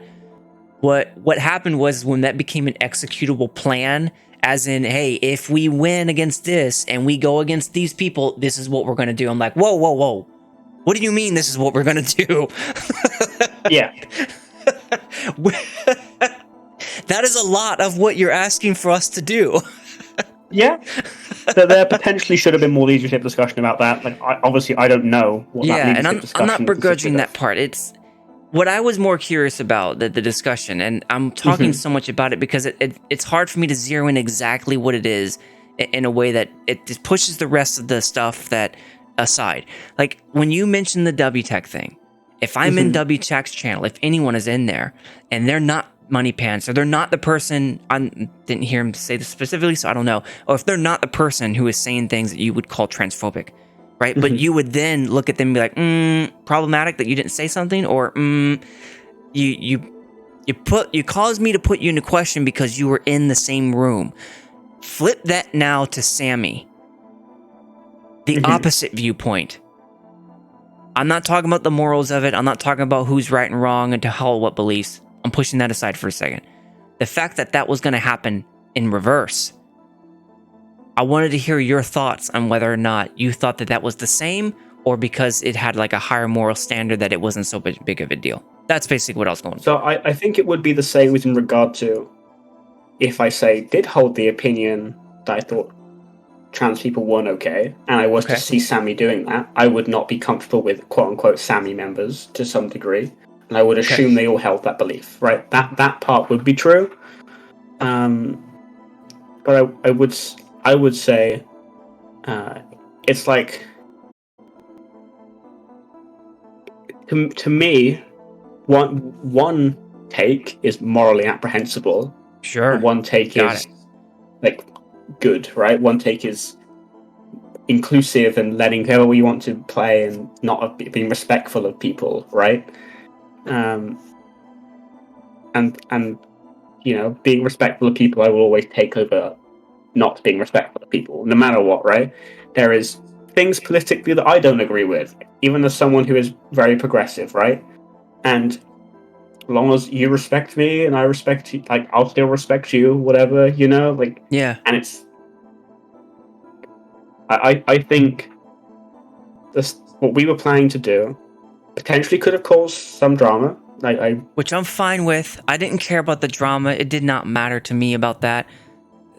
But I think because we were morally, in my opinion, morally correct, it was worth it, right? It's like doing a protest, right? You know, if you're protesting for the right thing, whatever. I'm perfectly okay with that. If you're protesting for, like, we should start randomly murdering children at 5, then, you know, I'm gonna be like, okay, buddy, what's going on? Okay. Yeah, all right. That does fall in an opinion, I guess. Right? Through us talking about that, I've zeroed in on the precise thing that I was worried about. Here it is. Say you have a WTAC player in SAMY. All right. Or someone who is a multi-outfit player, and one of their outfits is WTAC. All right? I have no knowledge. Okay, I'm not names. I don't care about the names. Okay, so let's just say that has happened. If that whole thing went off exactly the way it was planned, all right, the whole alliance is like, cool, awesome, that happened. And then one of the leaders of that outfit discovers one of their players is in SAMY, bans them from the outfit. Of course, SAMY players are like, yay! or not even just no big deal, because reprehensible outfit holds reprehensible views. So great, one less player in it. Person who just got banned's like, I've been playing with these cats for 8 years. Like, I've been playing with them every day. I may not agree with everything, but they're my family. Like, they're my PlanetSide family. Now I'm banned from them because of something I didn't even know was going to happen. So, if that was a situation to happen, if that did happen, I would probably, I would hold the opinion that if they're willing to ban you for being progressive, do they really give a shit about you in the first place, right? And it's the same opinion that I held on Miller, because when like there was people who were banned from this BHO outfit for holding after I left for holding certain opinions, and I was like, okay, well, it sucks. It sucks that you were banned. I'm sorry that's happened to you, but did leadership and give a shit about you if they were willing to ban you over something like this? Obviously, it doesn't really help with the people within it. But I'd also say if those people are your PlanetSide family and your friends, etc., they would be willing to still play with you, right? Just because you're not quote unquote in the outfit, etc. I mean, we're all gamer friends in the end. Like, I can just hit the block button on anybody. We go as far as the game takes us, and I'm not saying we're gonna be best friends, but like you and I consider friendly terms. But if something bad were to happen, like how much of my life would be impacted if I were to just hit the block button on somebody? I mean, it's an easy thing to do. If I had reason, it's harder to work through it with you and become closer friends because of it. Yeah, it's a very complicated issue because it's like I don't want anybody to be hurt ever, I'm not trying to nail you down to anything, by the way. I'm not trying. I know. It's very hard to take any like direct stance on any of this because I want people to play with who the fuck they want to play with, right? If you want to play with WTAC, fine, right? If you want to play with 48 random players every day, or like sometimes 2 platoons or whatever, go for it, right? But I also would say, if you are, anybody in any field is surrounding themselves with people who hold views or quote unquote opinions that are offensive and problematic, and is willing to stay around those opinions consistently and accept them as gospel or fact, whatever, that's wrong, and that shouldn't be the case. And I would then put into question, like, if you're in SAMY and WTAC at the same time, and you were around, say, problematic opinions and not complaining, and then willing to go along with the pink camo thing, right? Then which opinion are you going to value most? Probably neither, because I just want to play the game. Exactly. And I would hope, like, as an outfit, I would hope SAMY would let someone from WTAC in if they wanted to join, right? I know we have some members from other Zerg fits, like we had a couple of members from like Too Sexy on our platoon, etc. And I would hope that is the case. You should never judge someone just on the outfits they've been in. We've all been in like some dodgy Zerg fits over the years, right? That's fair. If there was a WTAC person who got banned from SAMY for saying something that was less than progressive, I mean, can I put the same thing to the SAMY leadership? Did they give a shit about that person to begin with? The same way that WTAC did if they banned someone who was a SAMY member? If someone joined the outfit and said offensive things, they should be punished as accordingly with the rules of the outfit. Okay. Right. And I think that's okay. Right. If you hold a community and you have certain rules that are publicly available for that community, and you don't uphold those rules, if you get removed from that, that's your fault, right? You have broken the rules you were privy to. And then on the reverse of that, I guess theoretically, if WTAC had or any outfit that had a rule that said you must not be trans inclusive and you broke it, then you should be banned, right? Not even a rule though, because these things can be dictatorships up the wazoo. And as SAMY just changed, the leadership dynamic changed drastically. Massively, yeah. So there's that same dynamic where if I don't appreciate what you're saying, or if it makes someone else uncomfortable in SAMY, therefore I'm going to take this action against you and then use the rules to suit that decision. How is that different than what WTAC would do? just Well, in what someone would call neither would do morally. anything. I'm sorry, say it again. Ideally, no one would do anything, right? Ideally. I don't think someone should get banned for having a viewpoint, right? If sharing that viewpoint is against the rules of the community you're in, then so be it, right? Sure, so be it. You made the choice. I got it. If you join the community, like, I would not be happy if someone joined SAMY, shared that they didn't believe trans people were women, say. I would not be happy if they were then banned straight away without any kind of thought or communication, right? I appreciate you saying that. I'll just say that up front. I appreciate that you're willing to give patience and grace on that. Yeah, I would not want to see someone just banned straight away without any communication. Obviously, there's exceptions. Like if someone joins and the first thing they do is like spam, "I hate trans people." Yeah, like they're just if there's an intensity to it, there's a severity nuance there too. Yeah, like okay. I think ideally that wouldn't happen.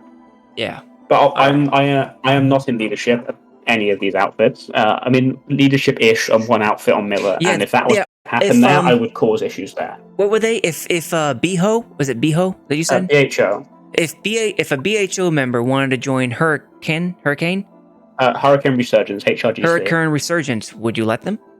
Yes, we do all the time.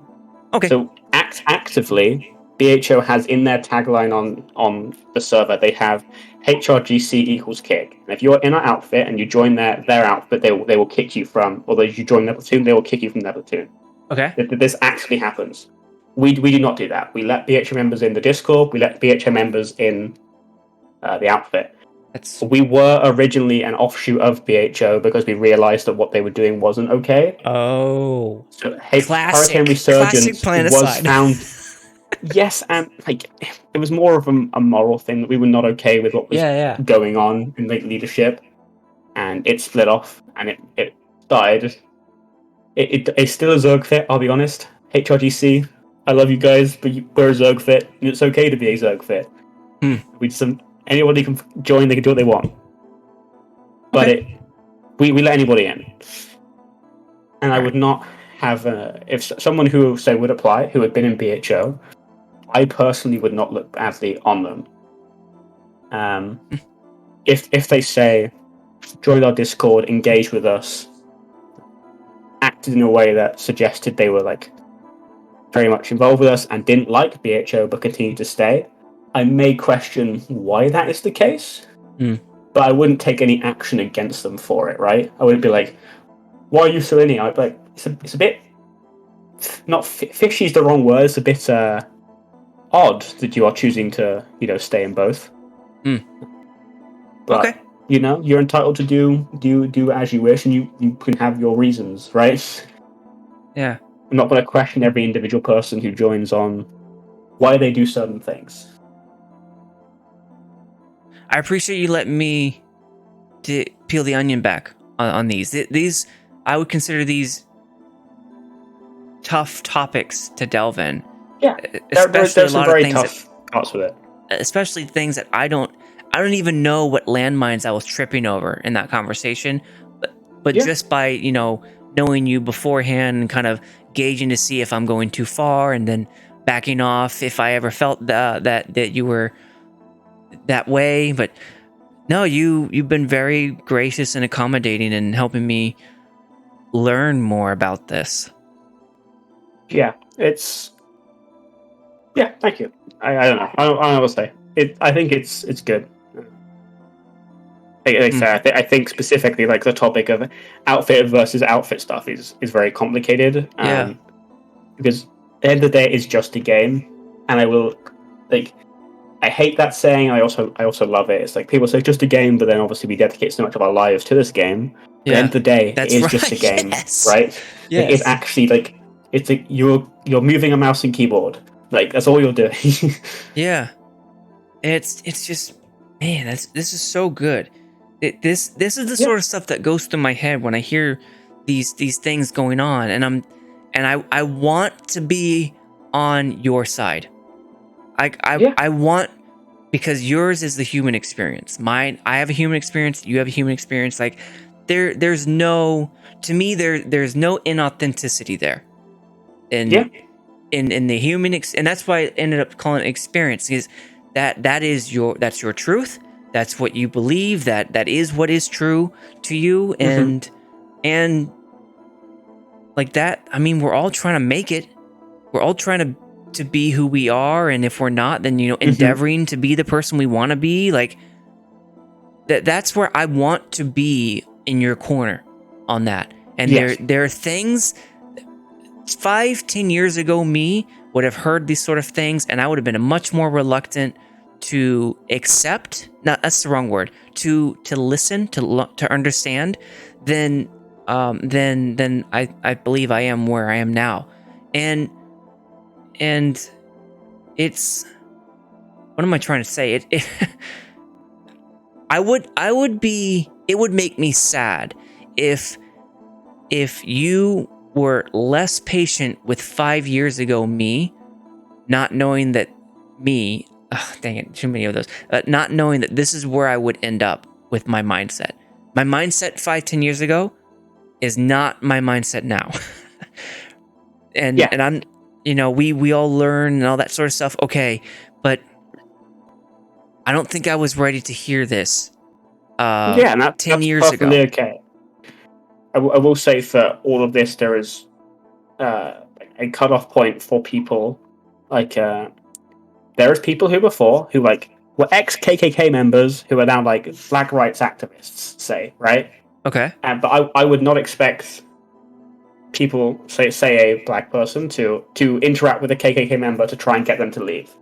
There is like a level of acceptability, obviously. Yeah. Saying that might be a step too much for their own mental well-being, etc. Fair. But I think if you can, and you are emotionally capable of being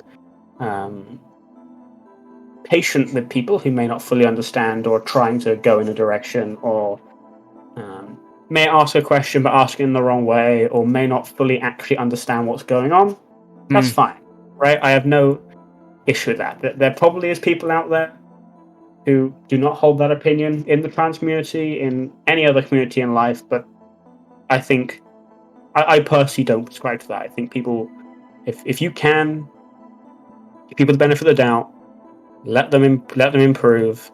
We all make mistakes. We all find ourselves down rabbit holes we probably shouldn't be in.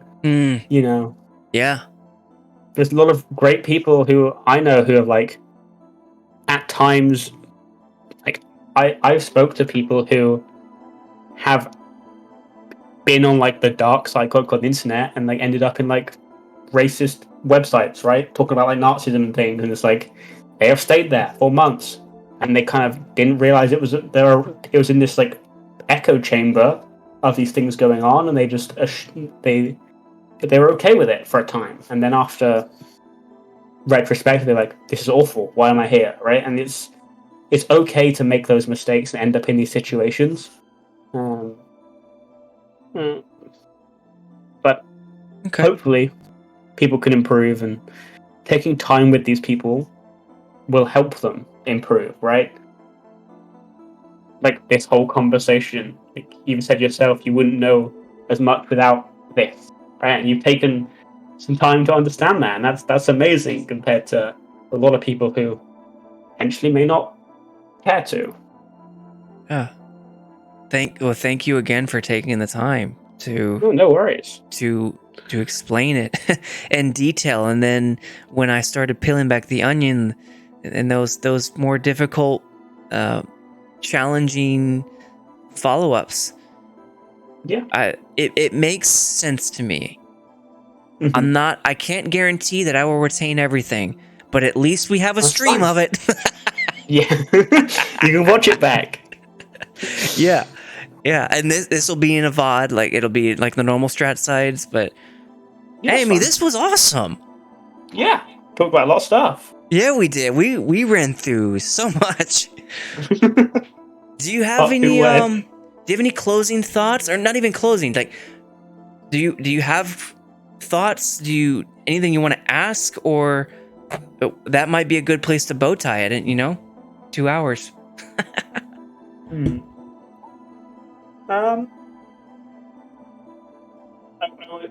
wouldn't say I have anything to say to ask. I would say generally to anybody, in regard to anything, right?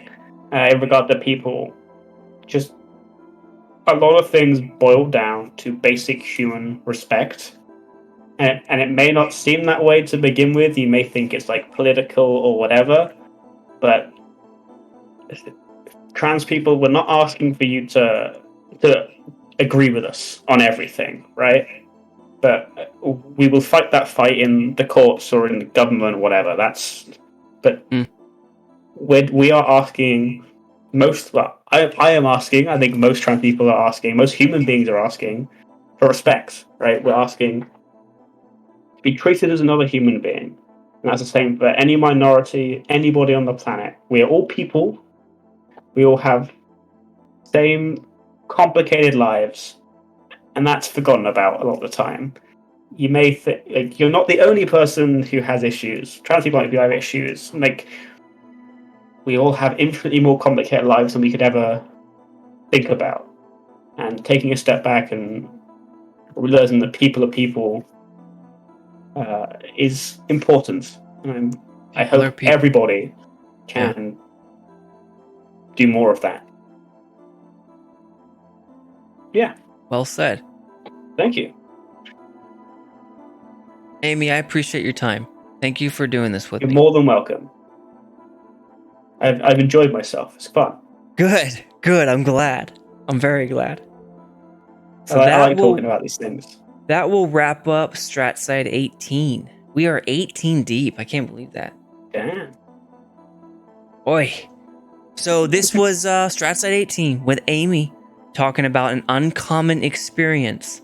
Her journey through being a trans woman, a political activist, a lesbian, and then the experiences that contained in that, how that intersected with PlanetSide 2. That was super, super interesting. And as much as sometimes we named a couple names, none of that in any stretch of the imagination was a needling. And when I brought it up, I never meant any of that. I have no distaste for anybody on Connery. There's a couple of people on Miller, I will say, please stay away from me. And that's okay. But there is no one in the game who I actually wish any bad things to happen to. We're all gamers in the day. We're all people in the day, like I said, basic human respect. If we name dropped you, I'm sorry. Yeah, in some cases, like I'm getting to the point now where it is a true thing to bring in the community. Like the community is real. The people in it are real. The experiences we have are real. And I'm finding myself more and more willing to bring up those scenarios and those situations. And I don't know what it is. It's just a thing, a shtick I've been on.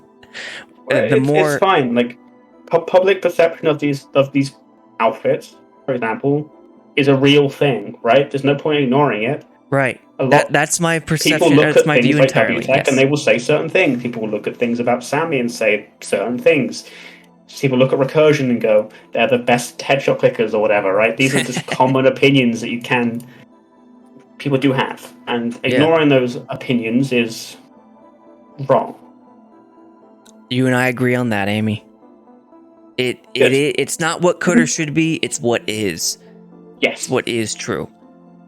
Exactly. Thank you, Amy. I appreciate your time. Let's go ahead and hit the ending cycle, and then StratSide 18, everybody. We're gonna go ahead and choose a raid person. Pull up Twitch, and let's see who's streaming the game.